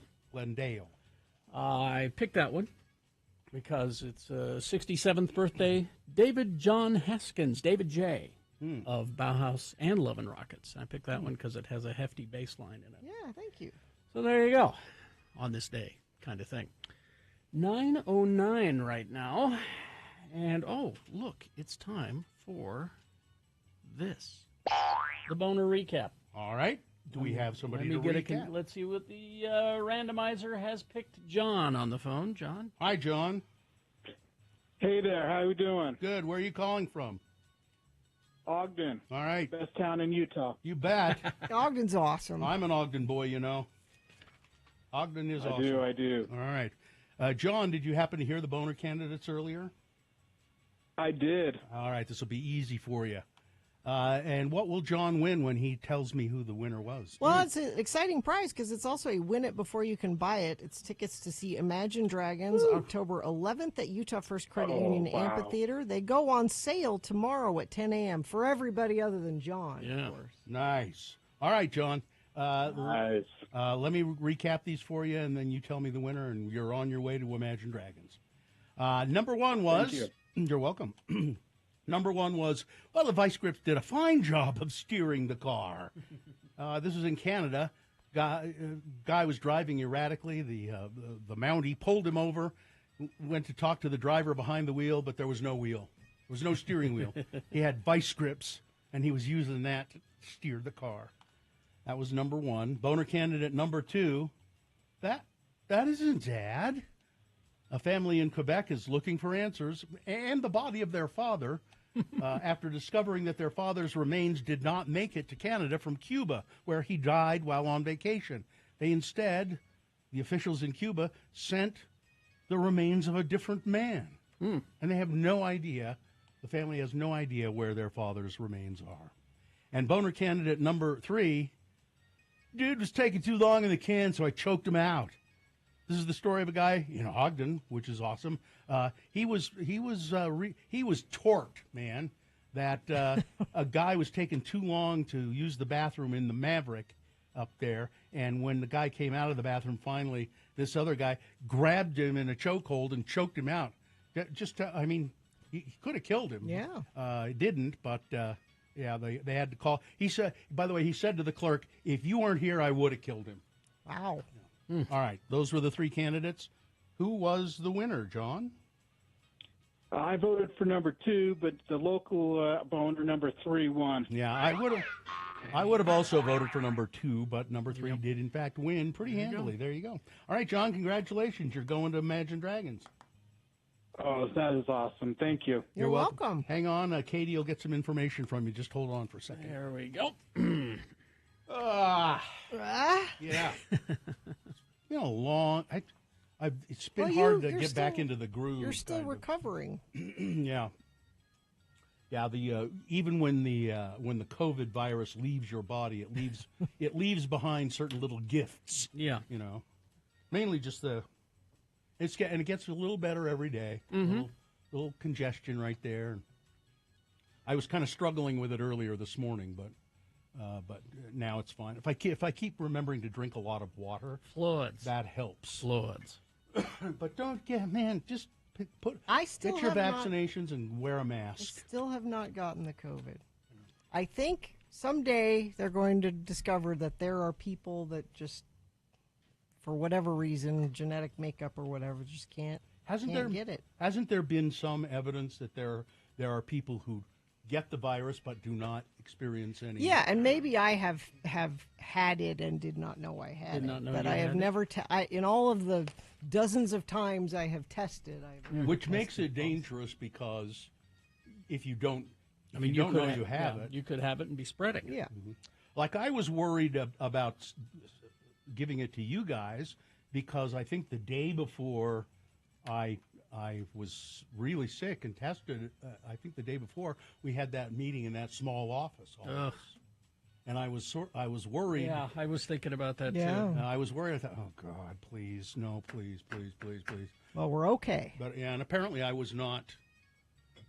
I must have gotten it later in the day that day, and then it hits you when you get it. I know you probably remember this, Carrie. Mm-hmm. When you get it, it kind of hits you hard. Yes. You go, oh man, I feel terrible. You knew right away. You're like, this is not a cold. This is something much bigger. Yeah. Anyway. All right, we will take a break. We'll be back after these messages with some big boy news and opinioendo. Stand by for that. Salt Lake Film Society. Oh boy. They've been doing this Nicolas Cage retrospective all month at Salt Lake Film Society. Now, this weekend, Carrie. Yes. On Friday, it's a movie you recommended, Pig. Pig is a great little movie. It's about pigs snuffing around truffles and Nicolas Cage in that. Is Nicolas Cage playing the pig? No. He's a chef, and he lives. He quit the restaurant industry, and he's living out in the woods with his best friend, his pig, and his pig goes looking for truffle, and then somebody kidnaps the pig. And so he has a valuable pig. He has to go on a. It's like John Wick, but John Wick with a pig. So that's Friday. Saturday though is my favorite movie of all time, Raising Arizona. Love it. And I have never seen it on the big screen, and really? I bet most of you haven't. I have. So I saw it when it came out. I think. So go to Salt Lake Film Society and see it on Saturday. You can get tickets at slfstix.org. Hi, I'm Todd Newcomb, urging you.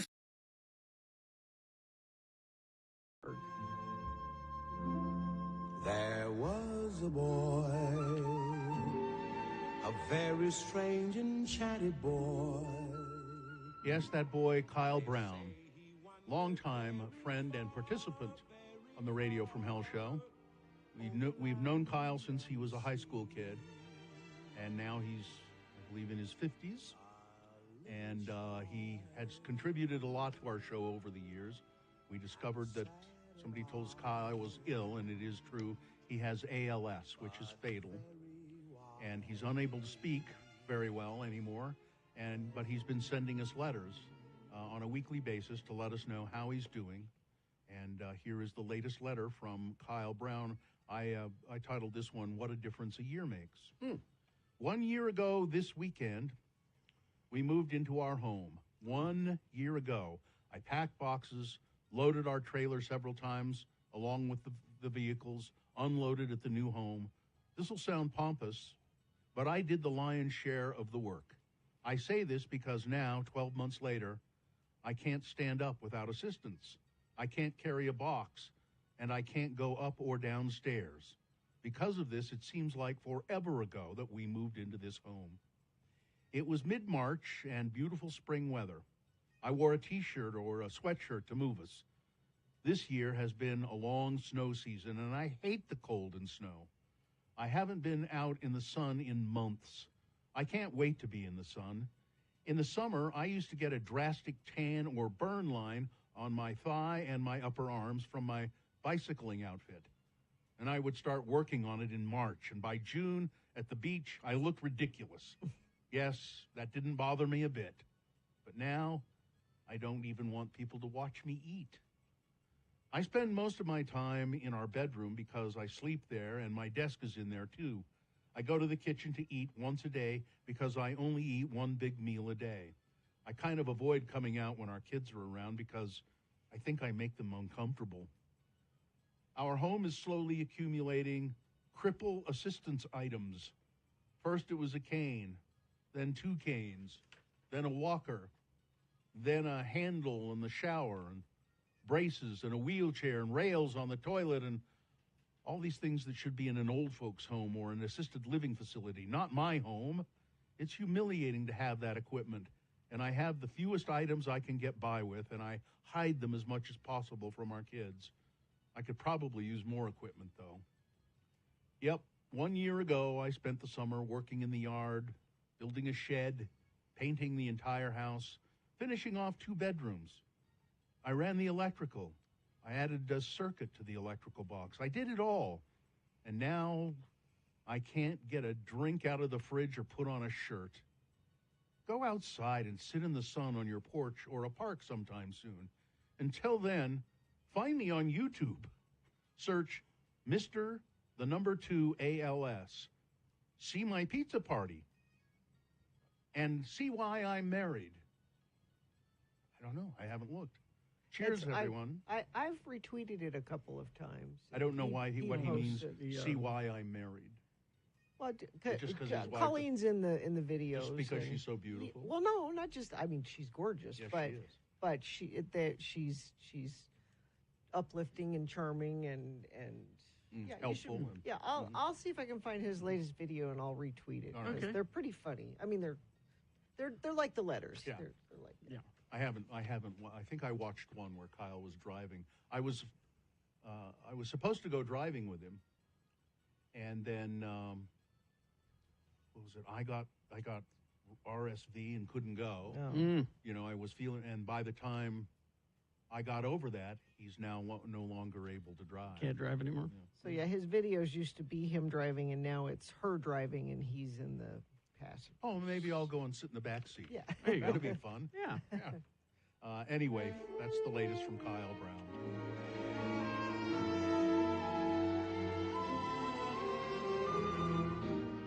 If you want to email Kyle, you can. He's given permission for that, and you can, ask him questions or just commiserate with him.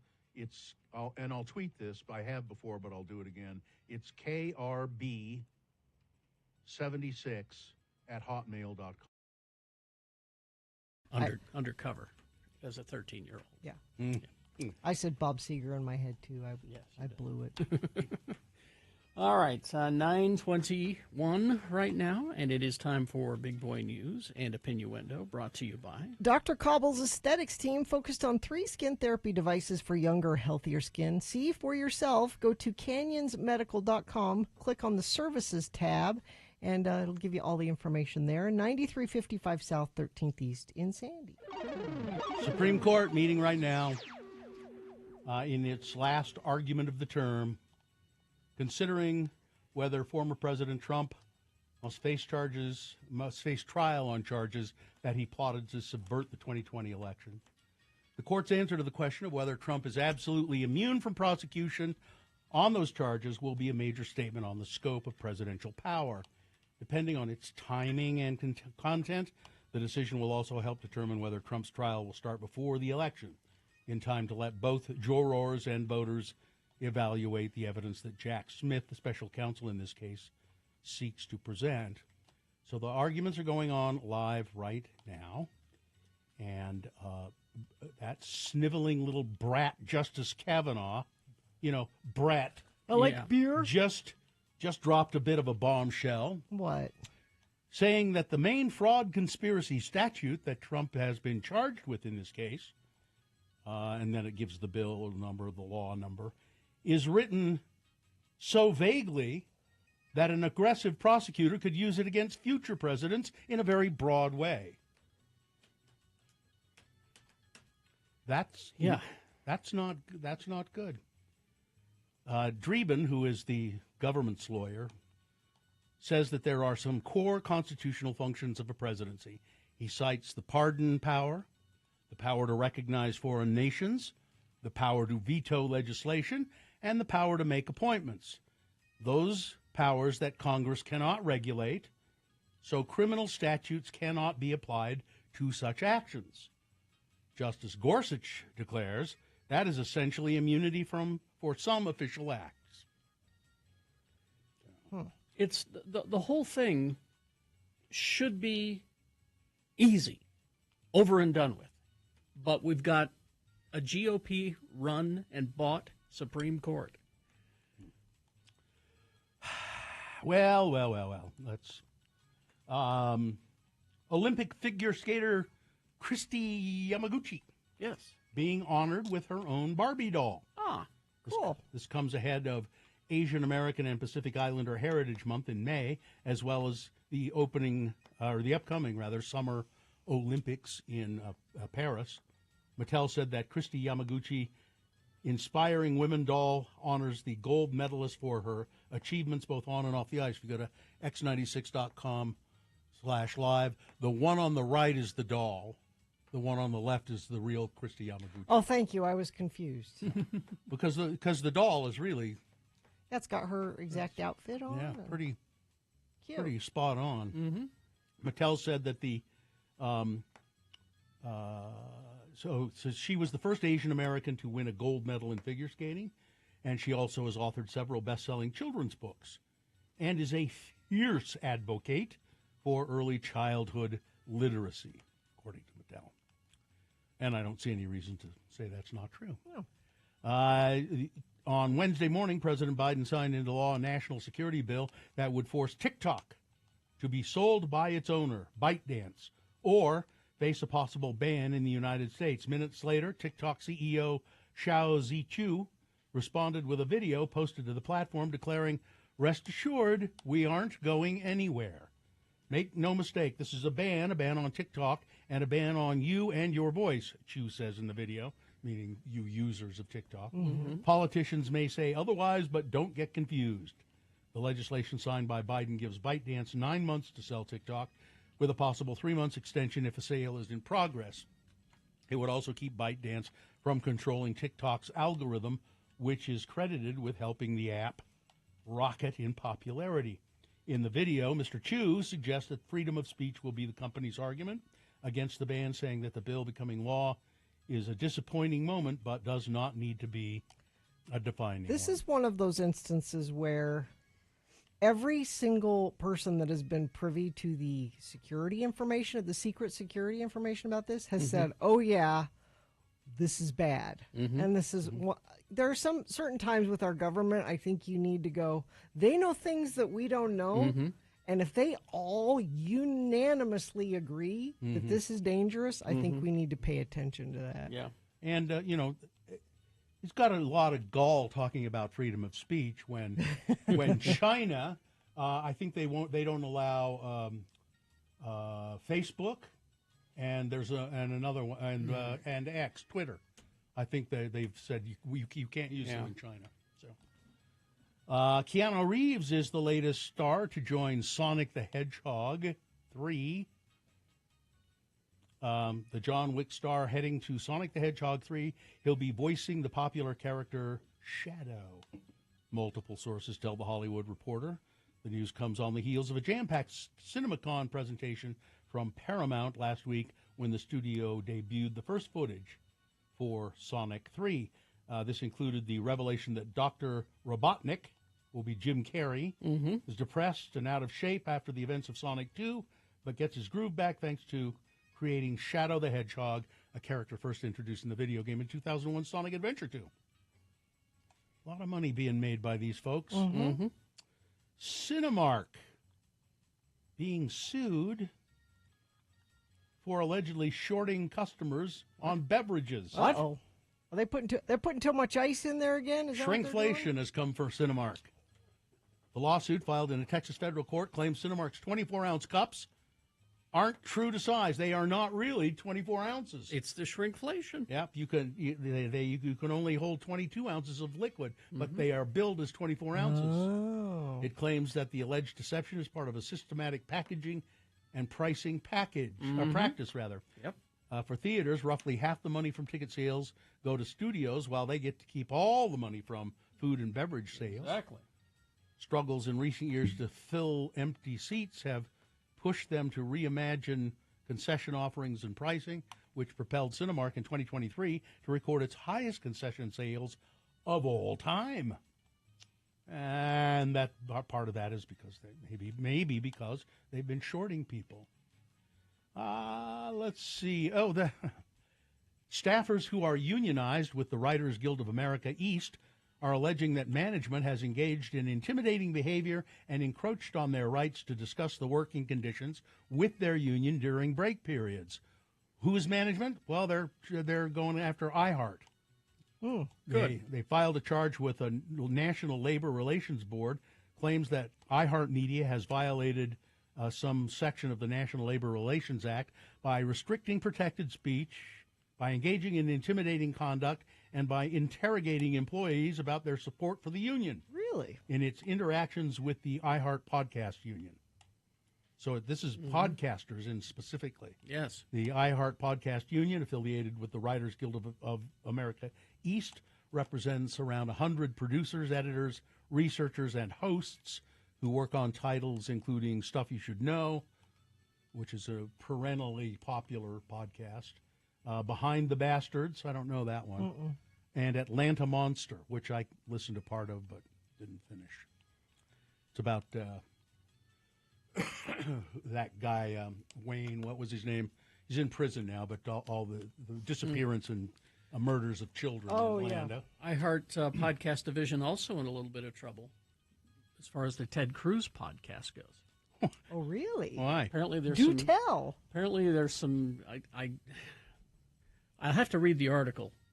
I've just scanned them, but it's something to do with because he says he doesn't get any money from it, but they give him money to it, and it goes to a charity or his something, campaign or something like. It's dark money, and isn't he too busy to be doing a podcast 3 times a week? You would think. You would think. Yeah, do your job.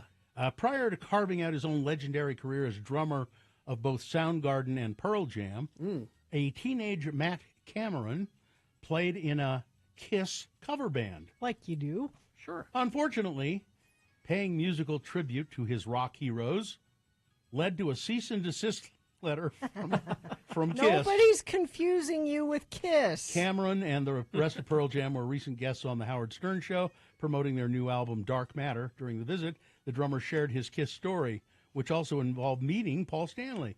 I was in a neighborhood Kiss cover band when I was 13 or 14, something like that.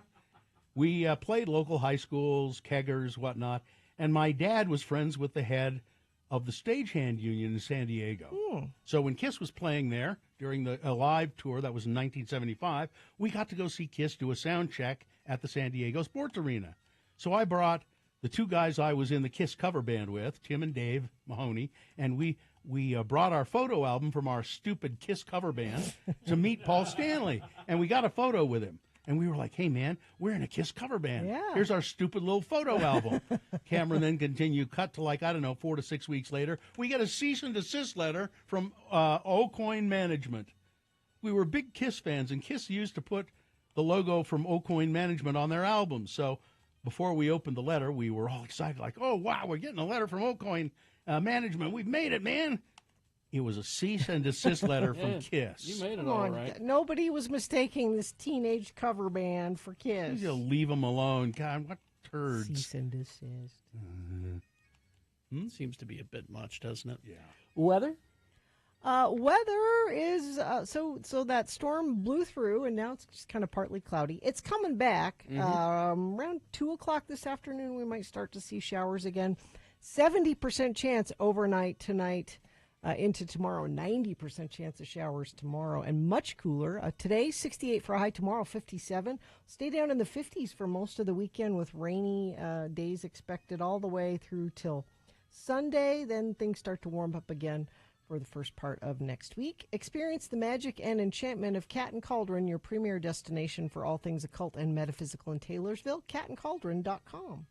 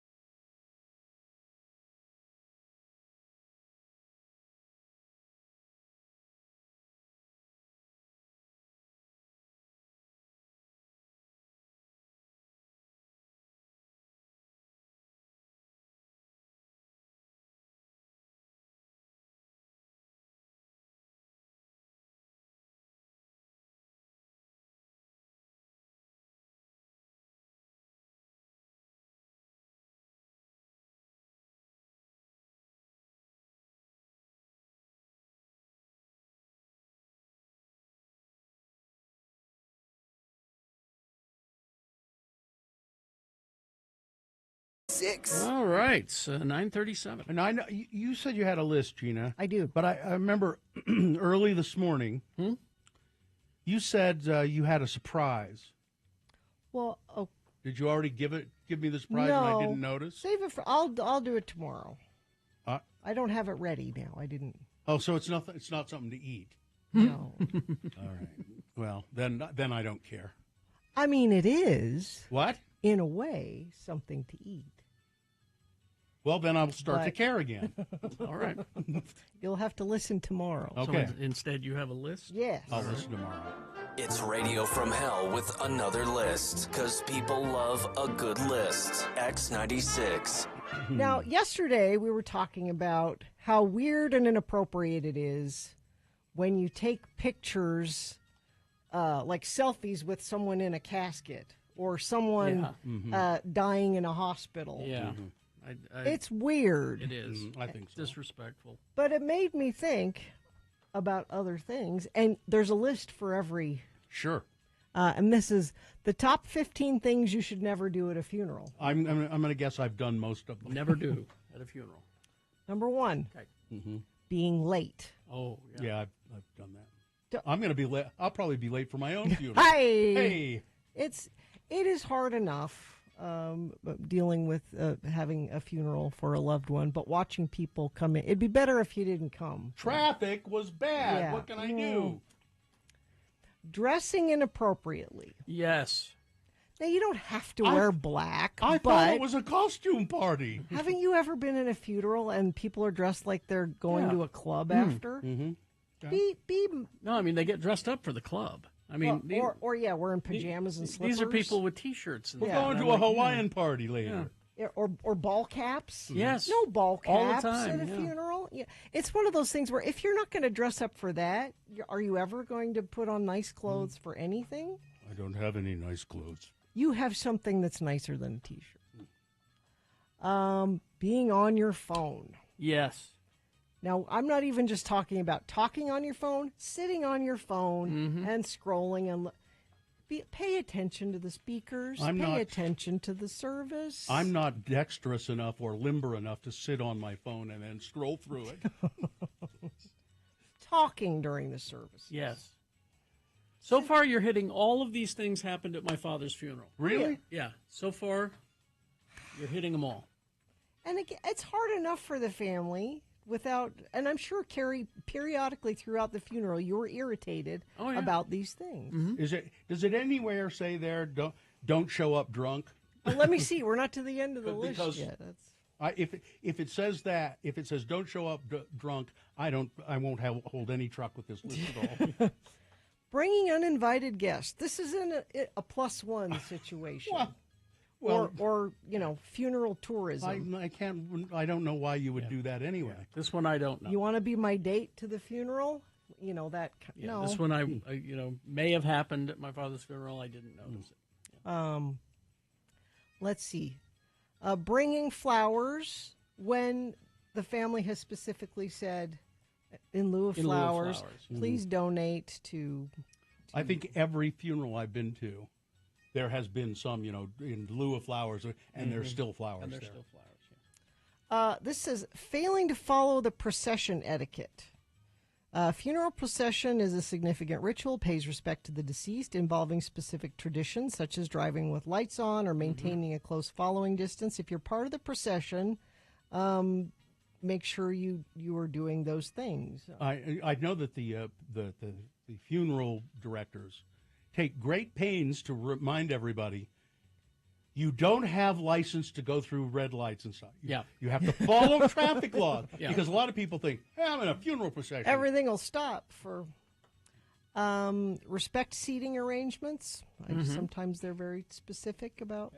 We have the bride side and the groom side. That's the way it goes. Sign the guest book at the funeral. Don't forget to do that because the family is busy and they're not. They might not notice that you came. and it's nice to have. But I wonder, do people look at those afterwards? Sure, for that very reason. You're, focused on. You don't know who was there and who wasn't there, and it's nice. It is nice to look back and go, "Oh, I didn't know that Jerry Jackson didn't come. That son of a bitch didn't come." Yeah. And lastly, it's the thing we were talking about yesterday. Don't take pictures of the selfies. The selfies of the open casket. So there's no rule there about showing up drunk? No. Okay, good.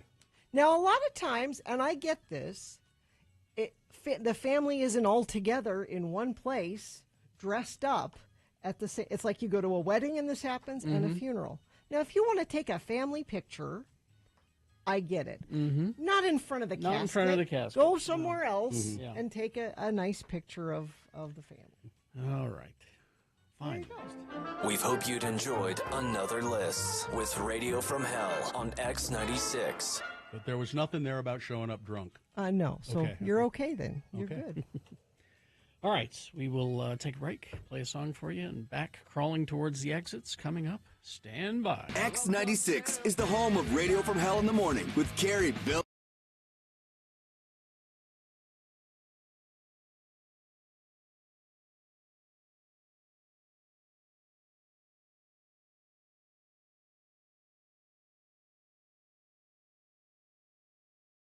My kid showed me last night, and I haven't tried it yet. It's called, have you heard of this? Juicy Drop gum? And as it turns out, there's a whole bunch of Juicy Drop candies. You have to go to some trouble to eat this gum. So here's the stick of gum, the piece of gum, and as you'll see, it's about an inch long, and it has a trough down the middle of it, a little groove down the middle of it. Okay. So what you're supposed to do, then it comes with this bottle, flavor boosting gel. Where did you get this? From Little Bill. And so you take the flavor boosting gel and you squeeze it, and it's really like the consistency of gel deodorant. Or this seems like complicated. I know. Gum. I know. Yeah. Okay, so I'm doing it now. So I've squeezed the gel into the little trough, and then I see. Is this the first time you've tried it?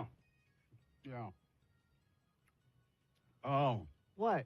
So the deal is, yes? The piece of gum is very sweet. Okay. This gel is very sour.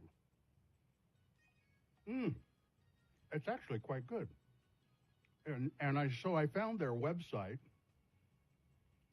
the Juicy Drop website, and there are all kinds of Juicy Drop candies. For instance, Juicy Drop gummies. It's like a little gumdrop, and it's got a little crater in it. Why don't they just make it with the flavor inside of it? Like the gum we had. Freshen Up gum. Freshen Up, yeah. Because it's a gimmick. That's why. You're making me do all the work. Oh, here's another one. Juicy Drop gummy dippin' sticks. Dippin' sticks. So what that is, you get a little tub of gel with a lid on it. You take the lid off. There's a hole in it. And you get these gummy gumdrop sticks. They're not round like gumdrops. And you dip it in the gel. This gum is really quite good. And I'm sure really good for you. It's not freshening your breath. It's like it's more like it's candy. a candy gum, yeah. See, I prefer gum that's a breath freshener, not a candy gum. Yeah, this would be more of a candy. And then you've got juicy, and there are a lot of Juicy Drop gum flavors. There are 5 fan flavors: Knockout Punch, Blue Rebel, Watermelon Blast, Strawberry Lemonade, and Apple Attack. I think this must be Watermelon Blast. All right, so, and then there's games here too. You can play games. Yes, you can play the Candy Adventure Builder, or the Juicy Drop Gum game, or the Sour Space Shark Attack game on their website. It's sharks? It's when gummies attack, it says. So, I don't know. Maybe people are more familiar with this. You guys didn't know about it, though. No. I don't. Like Carrie said, the first thing I thought of was Freshen Up gum. Yeah, that old gum that had the liquid center. Which was sort of satisfying when you. It was kind of creepy though, because it was like there was a spider body in the middle of your gum or something. But it's sort of different. But now it probably wears off the flavor. It's worn off already, and also the flavor of the gum itself is wearing off already. Is it good for blowing bubbles, or is it just kind of a weak gum? I won a bubble gum blowing contest once at school. You won? They measured how big? Can you blow a bubble inside a bubble? I can't do that. Oh, no. I used to be able to do that. Oh, yeah, Bill's blowing a bubble. It's just okay bubble gum. Yeah, it's too small. It's not the best. If I had a double bubble... How can you do that? How do you do it? So you blow the bubble. Right. And then you can... While it's sitting there, you stretch the gum out again, and then you can blow a bubble inside a bubble. Now I'm going to have to... I kind of see that. I've just never thought of trying that. I haven't had bubble gum in so long, but... I used to love it. You know what a crime is? It's one of the more famous bubble gums. Bazooka. Yeah. Bazooka Joe. Terrible bubble gum. No, it tastes awful. Tastes awful. It's hard, and it's next to impossible to blow a bubble. But they had those hilarious comics that came with it. That's the only reason to get them. With double bubble the main character in Bazooka Joe comics. Bazooka? Remember his name? Bazooka Joe. No, the other one. Pud. Pud was. Oh yeah. And Hubba Bubba. Hubba Bubba was good blow. It was okay. It was no bubble yum. Bubble yum was. Is there gum in that? No. I bet there's not gum in Is there any bubble gum out there in that thing? I think, me We too. need some decent bubble gum to blow bubbles. Yeah, I don't know. I'm sure you can still get bubble yum. I haven't seen it. Because it has to be a sort of a soft. Yeah. This is a soft bubble gum, but it's not. It's not big enough. And it was like that bubble gum was designed specifically just to blow bubbles. Because the flavor wasn't great, but the consistency of the gum was perfect for bubble blowing. That's what I used to win the contest. Yeah. I won a bag of marbles. A bag of marbles? Yeah. So there's no gum out there? No. That's a tragedy. If I think of it today while I'm out, I'll get some bubble gum. And let's have a bubble gum blowing contest here in the What about Big League Chew? I've never had Big League Chew. You haven't? Big League Chew That's for pretending you're doing tobacco. It's okay. It's shredded. Yeah. Like in a pouch. Tobacco. Well, Comes in a pouch. I don't care the delivery system. I'm talking about the what kind of bubble do you get? Is it a quality bubble blowing? Of course, gum? the big advancement in bubble blowing bubble gum, and I don't know which one it is, but maybe they all do it now. Was when they came out with that doesn't stick to your face. It doesn't stick to you. That was bubble yum. Was it bubble yum? Or Hubba Bubba, one of those. Yeah. Because I used to blow bubbles and then it'd get all stuck on my face. Yeah. And if you have and back in the third grade when I had a beard, it got stuck in my beard. I will get some bubble gum today, and we will have a bubble gum blowing contest tomorrow. All right. Well, that's the kind of exciting radio that you you get your pay cut for. That's right. I told you that's content, Carrie. Content. I told you there'd be something to do with this bubble gum break. I told you.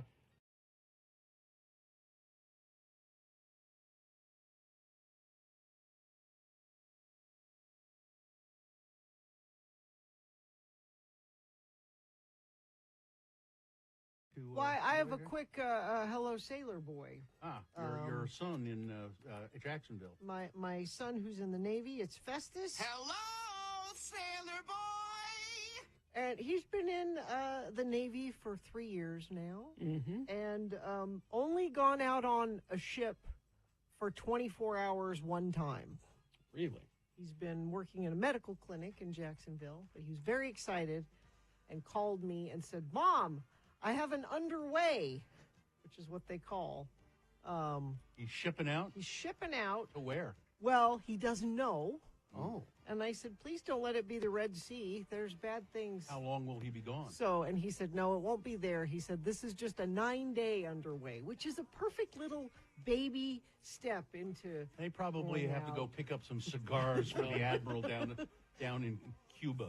Just remember the minnow was just a 3-hour tour. Well, I was thinking about that, but I called him last night to say goodbye because he's shipping out this morning. Does he know yet where he's going? No.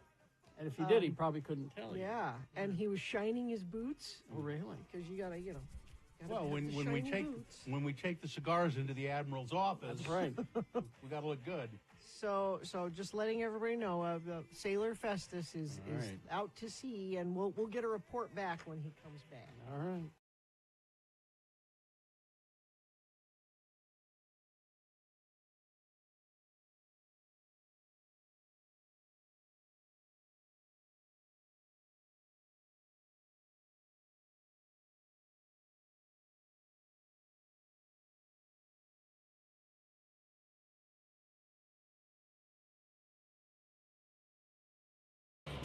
Peter Gabriel, because, well, I couldn't find another on this day. Oh. So there you go. Any plans for the weekend? For I know it's not Friday, but plans for the weekend. yeah, I'm going to do nothing. I got nothing. Nothing.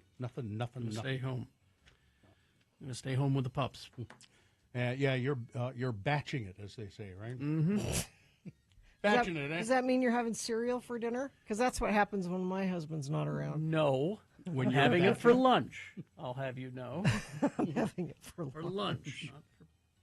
No, Sue made a whole bunch of all-day cook sauce. for you before? She made a whole bunch of bolognese, my favorite, and so I'm going to be eating bolognese every night. Spaghetti every night? Not spaghetti. But Not noodles? Well, pasta. What- And then sometimes what I have noodle? it on. Sometimes I have it on toast. What noodle do you put it?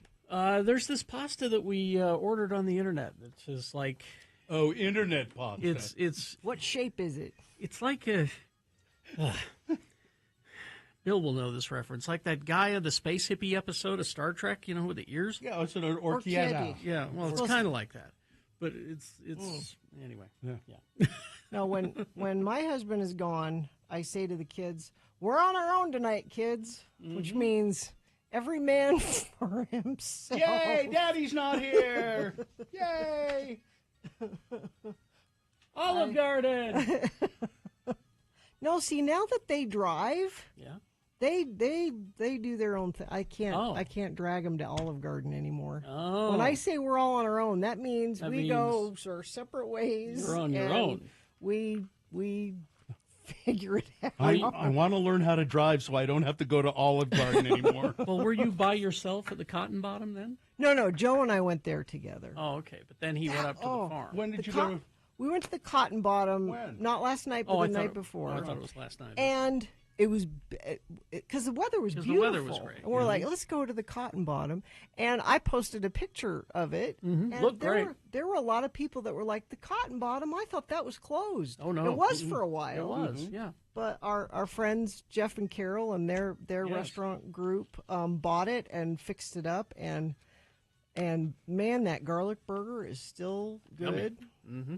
Is it, did you sit outside? Of course, yeah, that's what made us think of it. Oh, we want to go somewhere and eat outside. Where should we go? What is the deal with the Cotton Bottom? Because so I know what you're going to ask. They were going to. It's still a bar, but there is outside eating in the front where you can sit with kids. So it's a bar in part of it. There's a back area that's a bar. There's an inside that's a bar, and then outside is another area. Another area where you can. Okay. We've gone there with our kids too. All right. So. But wasn't there some contingent that it's only going to be open for a certain amount of time and then go away? No. Because the city's going to do something there? I don't think so. No. I don't know. Delicious. Yeah, I haven't go been get there a for a long time. Go! You should go there. Get a garlic burger. They're fantastic. I've got a Cotton Bottom hoodie from the original owners. Oh, it's an old one, old hoodie. I love it.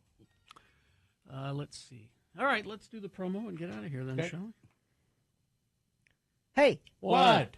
You should listen to the Radio from Hell show on Friday. Well, we are the show. We have to listen to it. Well, I mean, I'm on the show, but I don't listen to it. Listen, all of you, to Friday's Radio from Hell show here on X96. What'd you say? It was a pretty good edition, wasn't it? Today, this show? What? You mean edition or addition? Huh? Edition. Orchietto. Is that how you say it? No, it's its own thing. It's its own thing. You can only get it through this company. Anyway. But I mean, that's how you say. Will you take a picture of it, Carrie? Sure. Yeah, that's how you say the little ear pasta, right? Yeah. Orchietta. It looks like squid tentacles almost. Anyway, all right. Good enough. Fine job as always, Katie. Live long and prosper, bitches. Don't you know who I am? Babes ahoy!